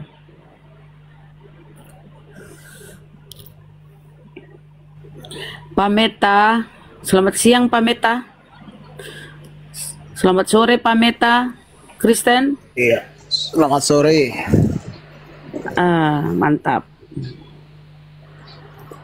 Silakan Bang, apa yang ingin dibantah atau ingin bertanya atau ingin apa diskusi? Nggak ada Bunda. Saya nggak ingin bertanya. Saya Muslim Bunda, Muslim. Oh Muslim. Iya. Oke, apa yang disampaikan? Saya cuma ingin menyampaikan bagi para apologet Islam semangat terus dalam memperjuangkan agama Islam Bunda. Oh iya Bang, terima kasih supportnya ya. Dan juga ya yang saya minta Bunda ya, sambil dipantau-pantau juga di komal-komal yang lain Bunda. Siapa tahu di situ ada penghujat. Seperti yang sering saya ikuti itu ada di komal siapa itu? Yang dari nggak tahu dari Mesir kah dari mana Bunda? Itu Pak Al-Majid itu Bunda. Tolong juga dipantau-pantau di situ. Soalnya ada narasi-narasi yang sepertinya yaitu dia Muslim, memang Muslim, dia Muslim, Islam mengaku bahwa Allah, Dia bukan Muslim adanya itu Muhammad. Bang. Dia bukan Muslim iya. itu Bang, ke masjid. Oh iya Bunda, saya saya bilang Bunda itu kalau bisa bagi para apologet Islam itu ya sering pantau-pantaulah di situ supaya Justru kita gini loh bisa- Bang, ini ini himbauan yang kurang tepat. Menghimbau kepada teman-teman untuk memantau. Kalau menurut saya, jangan dilihat, jangan dipantau. Kalau terlanjur lihat, diblokir supaya nggak menjadi beban hidup. Bagusan mana kita pantau, membebani tambah kerjaan, atau kita blokir? Bagusan mana Bang? Oh iya ya, siap Bang, siap Bang. Blokir aja Bang. Iya, ya mudah-mudahan ya semua apologet Islam semangat terus ya. Jangan pantang mundur. Islam jaya. Makasih Bang. Iya Bunda, terima Bang, ya. kasih Kita semuanya. turunkan Bang ya. Iya, assalamualaikum. Waalaikumsalam warahmatullahi wabarakatuh. Keren ya, jadi saling nasihat-menasihati kita Bang ya. Ya. Saparjene Ponto, Sedikit Saparjene Bunda, Ponto. mohon izin. Iya. Bang Handi ikut ke ini, ke Nirvana Food. Iya, ikut Iya. Katanya temannya Bang Aang. Iya, ini lagi teleponan, belum diangkat beliau. Oke, sip. Sudah berhubungan Kika? Sudah janjian sholat maghrib di sana. Di tempat dia? Iya. Iya, saya ke sana lah. Aku tahu tempat 10 menit dari sini kok. Oke, baik. Karena saya siap-siap juga kok gitu ya. Iya. Ya. Oh, Mama kirungkan. Lanjut. Atau belum? Oh, lanjut. Oke. Saparjene Ponto. Sedikit lagi, benar. Moga dulu menyanyi. Iya. Lanjut, Maki. Bagi menyanyi. Saparjene Ponto. Assalamualaikum saudara. Irmi, assalamualaikum. Aduh, pada salah pencet ya. Ya Allah ya Rabbi. Ya. Dekat sekali jadi dari sini. Saya sama Bang. Oh, di rumahnya Banyumaya, bukan di luar. Di rumahnya dia kan? Oke. Menjawab. Jadi. Di rumahnya Bang kan? Di rumahnya. Yola. Rumah juga enak kok. Yola. Taruh ada telepon. Yola Kristen Muslim. Yola. Halo, assalamualaikum Bunda. Kepencet Bunda, assalamualaikum. Oh, iya. Iya, maaf ya. Assalamualaikum. Iya, nggak apa-apa. Salam warahmatullahi wabarakatuh. Irmi juga kayaknya kepencet. Aduh, Irmi, apa yang kau pencet sih? Kok bisa salah pencetnya orang ini? Aku mau cari dulu caranya.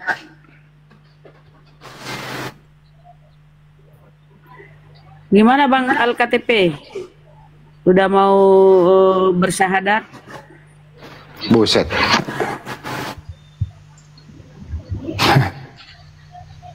Al-KTP. Tapi beliau ini sebenarnya kalau menurut saya dari yang satu ini penuh kebimbangan, banyak pertimbangan, penuh kebimbangan. Akhirnya entar dulu Bang bicara orang ya. Penuh kebimbangan, banyak pertimbangan, belum dapat timbangan. Kira-kira begitu. Sudah Bang Andi. Gimana Bang? Gimana? Sudah, setelah saya baca buku Sirah Nabawiyah, Iya. sudah jelas 1000% malah. Muhammad, di mana beliau sangat, dia sudah dijuluki Amin ya, dia sangat dipercaya. Bahkan setelah beliau, ibunda beliau wafat Aminah dibesarkan oleh kakeknya Abdul Muthalib, kemudian kakeknya wafat dibesarkan oleh pamannya Abu Thalib. Dan beliau waktu menyebarkan agama Islam Kenapa cepat menyebar waktu itu? Karena teladan beliau sangat luar biasa. Beliau tutur katanya lembut, beliau sangat sabar, rendah hati, dan sehingga karena teladan demikian beliau yang begitu mulia sehingga banyak cepat tersebar agama Islam. Bahkan sahabatnya Abu Bakar aja, jangankan Nabi Muhammad ya, sahabatnya aja Abu Bakar, beliau menyelamatkan budak ya Bilal yang disiksa karena mempertahankan imannya kepada ajaran Nabi Muhammad.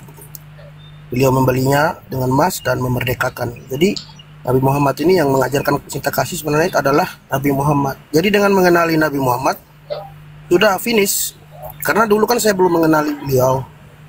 Tapi setelah saya mengenal siapa suri teladannya umat muslim, ternyata Nabi Muhammad sangat luar biasa ya. Jadi wajar kalau dijadikan suri teladan. Teladan beliau ya tidak ada yang bisa cari celah untuk ini, karena beliau sangat luar biasa memerangi kafiran ya, jihad di jalan yang benar, membenarkan, meluruskan orang, memerdekakan budak, fakir miskin dan lain-lain ya. Jadi tidak ada lagi Bang Andi yang saya ragukan di Islam. Dulu karena memang saya belum mengenali Nabi Muhammad, jadi wajar. Tapi dengan buku Sirah Nabawiyah terbukalah pikiran saya. Keren. Jadi tanggal 10 saya sudah kasih tahu Bang Juma kemarin, akan ke Makassar dan akan langsung dengan beliau. Jadi tidak. Wih, mantap. Sudah janji. Alhamdulillah. Kemarin saya sempat naik, mungkin Bang Di nggak simak kemarin. Bahkan di dalam Jadi memang ya mereka-mereka yang memakai akalnya dan belajar tuh pasti insya Allah dapat hidayah. Silakan Bang. Ya, jadi jangankan Nabi Muhammad ya, sahabatnya aja Umar bin Khattab ya, setelah menjadi khalifah ya, menerima tongkat estafet dari Abu Bakar, beliau aja sudah mengajarkan kasih kan, adil gitu, adil terhadap yang non Muslim, orang Yahudi dan Nasrani pada waktu itu ya. Beliau bersikap adil, bahkan orang Yahudi pun sampai bersyahadat karena melihat begitu jujur dan mulianya akhlaknya Abu Bakar ya, Umar bin Khattab. Itu hanya sahabatnya kan, sahabatnya kan meneladani Nabi Muhammad kan, jadi baru sahabatnya aja udah seperti itu, apalagi Nabi Muhammad kan. Memang ada firman, tapi kalau sudah campur tangan manusia ya ada hukuman. Jadi menurut saya Bang Andi, teman-teman Kristen kalau pengen kenal Nabi Muhammad, bacalah buku Sirah Nabawiyah, sejarah Nabi Muhammad. Di situ luar biasa ya pengajaran Nabi Muhammad. Dari beliau kecil, beliau sudah sangat dipercaya ya. Jujur beliau, jujur, sabar, panjang sabar. Bahkan saya kalau meniru beliau nih, wah, saya mulai coba ikut teladannya Nabi Muhammad, jadinya lembut kan, bagus kita. Jadi mengajarkan kita untuk sabar, panjang sabar, rendah hati. Jadi yang sebenarnya mengajarkan cinta kasih itu adalah Nabi Muhammad. Makanya waktu saya baca di surat Al-Maidah ya, ayat ketiga, itu Tuhan Allah menyempurnakan agama Islam ya di situ. Sempurnakan agama Islam. Jadi agama yang sempurna itu memang hanya Islam. Karena konsep ketuhanan yang saya yakini yang sudah final adalah agama Islam. Karena dia memiliki satu Tuhan, satu kitab suci yaitu Al-Quran, dan satu Nabi penutup yaitu Nabi Muhammad yang membenarkan dan mengimani nabi-nabi terdahulu dan memuliakan nabi-nabi terdahulu. Itu penting untuk diketahui sehingga teman-teman Kristen dalam mengenali Nabi Muhammad. Seperti itu kalau yang saya pahami ya Bang Andi, setelah saya mempelajari buku Sirah Nabawiyah ya. Banyak teladan yang saya dapat dari Nabi Muhammad. Betul Bang, jadi di sini ya kawan-kawan Kristen, kalau mau mengenal Nabi Muhammad nih Sirah Nabawiyah ya. Nih, betul. Sejarah hidup Nabi Muhammad Sallallahu Alaihi Wasallam nih, sejarah hidupnya ya. Jadi ini dimiliki ya teman-teman. Jadi sejak dia lahir sampai dia diangkat jadi rasul, kemudian dia wafat nih, ada semua kisahnya di sini. Jadi kalian tidak akan menghujat lagi Nabi Muhammad kalau kalian baca ini. Betul, yakin saya. Ya, bagaimana kesederhanaan hidupnya, bagaimana dia menjadi teladan, insya Allah. Beliau membela benar-benar, masya Allah Bang. Membelakan budak-budak yang luar biasa Nabi Muhammad, luar biasa teladannya. Benar-benar. Beli kawan-kawan, ini murah. Lebih 100 saja ini ya, kawan. 126. Insyaallah. Oke, lanjut, Bang. Iya. Bahkan teman-teman saya. Jadi kalau kita ini lihat Nabi Muhammad ya, sejarah kehidupannya. Coba kita lihat panutan Kristen tentang si Paulus ini. Adakah buku yang bisa kita baca untuk mengetahui siapa sebenarnya Paulus ya? Yang teman-teman Kristen anggap rasul itu. Bolehlah, aku ingin beli kalau ada ya. Sejarah kehidupan Paulus. Sejak dia orang tuanya, bagaimana dia semasa kecil sehingga dewasa dan kemudian dia menjadi rasul dan meninggalnya gimana. Itu keren kalau ada, biar kita tahu juga ya teman-teman. Oke, lanjut. Libra, kita sapa Libra. Libra Kristen Muslim, saudara. Muslim Bunda, Assalamualaikum. Waalaikumsalam warahmatullahi wabarakatuh. Apa yang Tapi disampaikan, ini Bang? loh, Bang Rama ini, Bang Al-KTP ini sebenarnya itu dia udah paham bahwa Islamlah agama yang benar. Nah, mungkin faktor yang lain kali ya. Ya, semoga hidayah mutlak itu benar-benar menyertai saudara kita Al-KTP. Tapi kami berjanji bahwa beliau akan nanti kalau memang mau bersyahadat, bukan syahadat lewat online. Saya usahakan ke Masjid Istiqlal, Jakarta. Kalau enggak ke Makassar. Kan kita. dia mau ke Makassar, Daeng. Iya. Kan dia mau ke Makassar. Ya, ke Makassar aja. Di Masjid Nur Maulida di Bolangi. Mantap kan? Jadi Bang Ya, Andi, Bunda. saya tuh ingin bertemu langsung Bang Jumat dengan karena beliau ya sangat berjasa ya, udah menyelamatkan kami dari tidur panjang. Selama ini kami beriman buta, ya jujur karena beliau lah sehingga membuka pikiran kami ya, secara tidak langsung akal yang selama ini mati jadi aktif, diaktifkan oleh Bang Jumat. Jadi saya berterima kasih kepada beliau. Luar biasa ya, saya bersyukur juga lahir di zaman yang sudah modern sehingga saya bisa berinteraksi dengan teman-teman dan guru-guru yang pinter, teman-teman muslim yang benar-benar tulus untuk menyelamatkan kami ya, yang selama ini beriman buta. Benar, kami ini dogma dan doktrin itu gereja itu sudah mendarah daging dalam diri kami. Jadi dari kecil itu kami memang maunya enak aja, sehingga kalau ada yang membela, tetap membela Kristen itu karena memang enak sekali Kristen. Jadi benar kata Bang Juma, kalau mau enak, masuk Kristen. Enak seenak-enaknya. Itu kata Bang Juma pernah ngomong kayak gitu. Betul. Tapi itu di dunia, Bang. Di dunia, enaknya di dunia. Di akhiratnya sengsara. Jadi ketakutan saya Bunda, ketakutan terbesar saya tuh, di saat saya nanti dipanggil oleh Yang Maha Kuasa, ketakutan saya tuh yang terbesar adalah saya yang benar. Ini wah. Ketakutan saya Bang. Numpang tanya dikit Bunda. Halo. Bentar, kita sapa dulu King. King, kamu kenapa kepanasan kalau ada yang ingin bersyahadat, Bang? Ingin tersadar gitu, kenapa kepanasan? King. Bang, kalau kita ke Bible ya, apa kata Yesus ketika seorang bertanya kepada beliau, Guru, hukum apa yang terutama? Terutama, apa kata Yesus? Kasihilah Tuhan, dengarlah orang Israel, Tuhan Allah kita, Tuhan itu Esa. Pengajaran Yesus itu Esa loh, bukan Tritung. Nah kemudian hukum yang kedua, kasihilah Tuhan Allahmu dengan segenap jiwamu dan dengan segenap akal budimu. Disuruh berakal Bang. Benar, ini keren ya kalau teman-teman Kristen ini mempergunakan akalnya dengan baik dan benar, jangan berfokus kepada dogma doktrin. Insya Allah akan menemukan kebenaran. King, silakan. Atau ke Libra, apa yang disampaikan dulu Bang Libra, silakan. Dan pananya tentang video yang motong-motong video Bang Suma tuh udah tahu Bunda, Bang Andi atau Bang Suma? Suma. Yang tentang keluaran 23 ayat 7 itu Kak. Iya. Oke Bang Libra. Ya udah Bang Libra. Yang kalah ya. Hah? sorry kebuka mic-nya. Yang mempelintir Bang Zuma debat sama pendeta kayaknya kayak itu. Bang, mereka memang sifatnya begitu kan, menipu dengan segala daya upaya, Bang. Tapi para pengguna sosial media ini ya orang-orang pada pintar semua, nggak akan menerima begitu aja. Kalau udah nonton videonya, alhamdulillah gitu. Sebenarnya gini loh Bang Libra, iblis itu sebenarnya musuh yang nyata. Kedua, dia adalah makhluk yang nyata. Jadi jangan bilang iblis itu tidak nyata. Gampang itu, ini iblis ini bukan.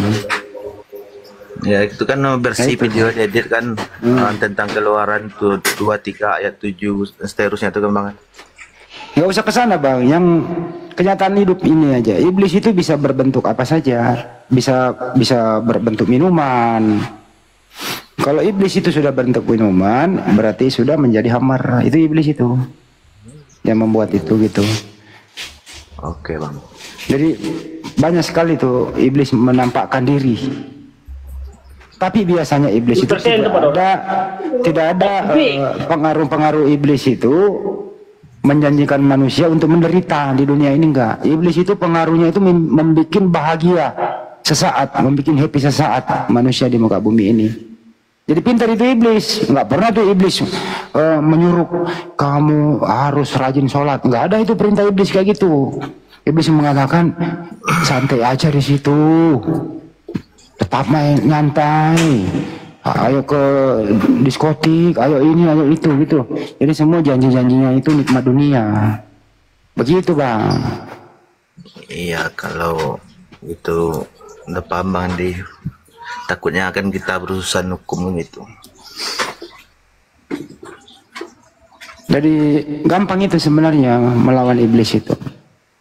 Tapi gampang juga orang bersahabat dengan iblis. Karena iblis janjinya kan membawa happy. Mana ada iblis membawa ke jurang. Kelihatan tuh, gitu ya Bang ya. Ya aku nengoknya tentang video ini kan gitu Bang Andi. Itu videonya dipotong-potong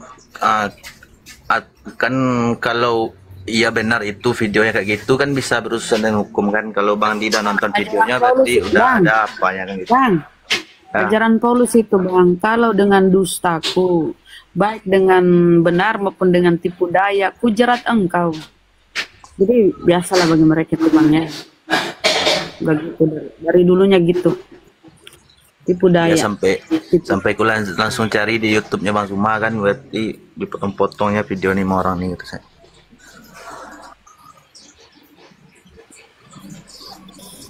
Jadi mereka memang yang berpikir jangan cuma modal iman, itu kan paham dengan isi Bibelnya.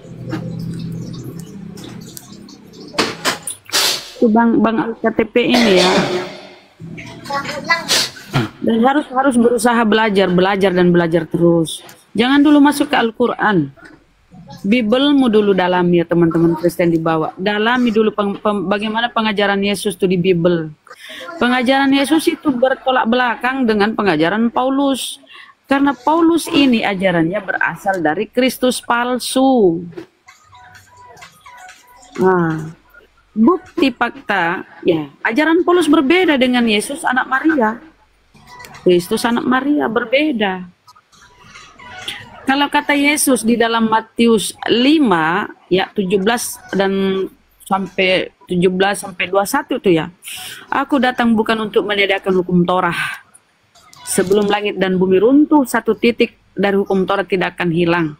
Barang siapa yang menghilangkan salah satu hukum Torah sekalipun yang terkecil dan mengajarkannya kepada orang lain, maka dia menduduki tempat terendah dalam kerajaan Tuhan. Nah, si Paulus ini bukan sebahagian yang dihilangkan atau setitik aja yang dihilangkan, semua dia hilangkan dan mengatasnamakan Yesus anak Maria. Coba kita di Efesus ya. Dengan matinya Kristus sebagai manusia, maka dia membatalkan hukum Torah dengan segala perintah dan ketentuannya. Coba. Dia mengatasnamakan anak orang supaya ajarannya itu legal. Supaya ajarannya itu diterima. Padahal bertentangan ajarannya ya. Kalau mereka-mereka ini Kristen ini mau berpikir, loh Yesus yang tahu saya Tuhan kan, Paulus saya anggap rasul, kenapa ajarannya bertolak belakang? Kenapa tidak berkesesuaian? Nah itu harus mereka berpikir loh, seharusnya. Ya kan? Harusnya kan sama. Kalau memang Kristen ini benar, kenapa Kristen ini nggak berkembang di tanah kelahirannya Yesus? Malah di Roma Yunani sana. Pusat Kristen kan yang mula-mula itu kan Katolik. Kenapa? Harusnya kalian bertanya-tanya gitu loh. Banyak belajar, banyak bertanya, banyak membaca gitu Bible, ajaran Yesus baca. Jangan disesatkan dengan pengajaran Paulus. Coba kalian tuh baca pengajaran Yesus di Bible. Kalau memang Kristen benar, tentunya Yesus ini yang orang Yahudi ini, tentunya Kristen di sana menjadi agama nasional, diterima di sana. Tapi faktanya enggak kan? Kristen ditolak di sana di Yerusalem. Gitu saudara kalau kalian mau berpikir. Putra Pamungkas, selamat sore. Assalamualaikum. Ya, terima kasih Bunda. Izin turun. Oh iya Bang, terima kasih. Assalamualaikum Bang Andi semuanya. Silakan Putra Pamungkas, Kristen, Muslim. Oh ini berisi yang satu ini, weh. Salah pencet kali Daeng. Ah, pernah bisa pas salah pencet ya? Caranya gimana tuh bisa salah pencet? Putra Pamungkas.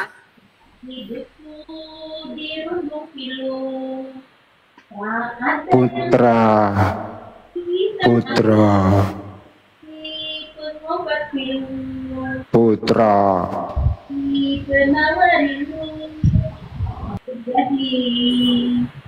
Ayo yang di bawah itu jangan cuma bisa typing. Naik yuk.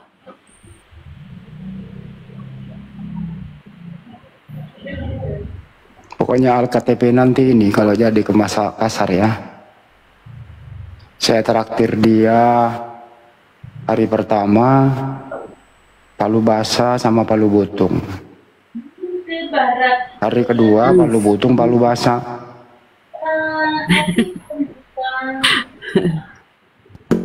Sama aja ya. Pokoknya kalau dia ke Makassar Bang Andi, kalau dia ke Makassar Bang Andi, dikasih gratis, kita kasih murah. Oh, masya Allah. Suami yang punya, beliau yang punya resto loh ini.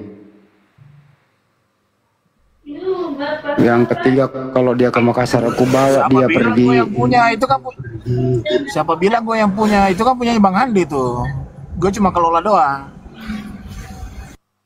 Iya Deta, kan ikut tuh.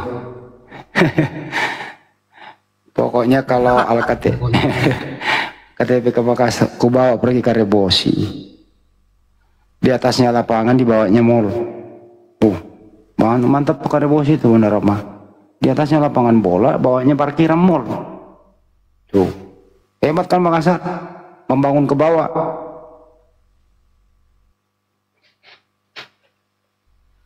Hari keempat, ku bawa dia pergi ke Jade Ponto. Benar apa maksudnya? Jatuh kuda. Nah, itu dia. Biar dia kuat tendangannya.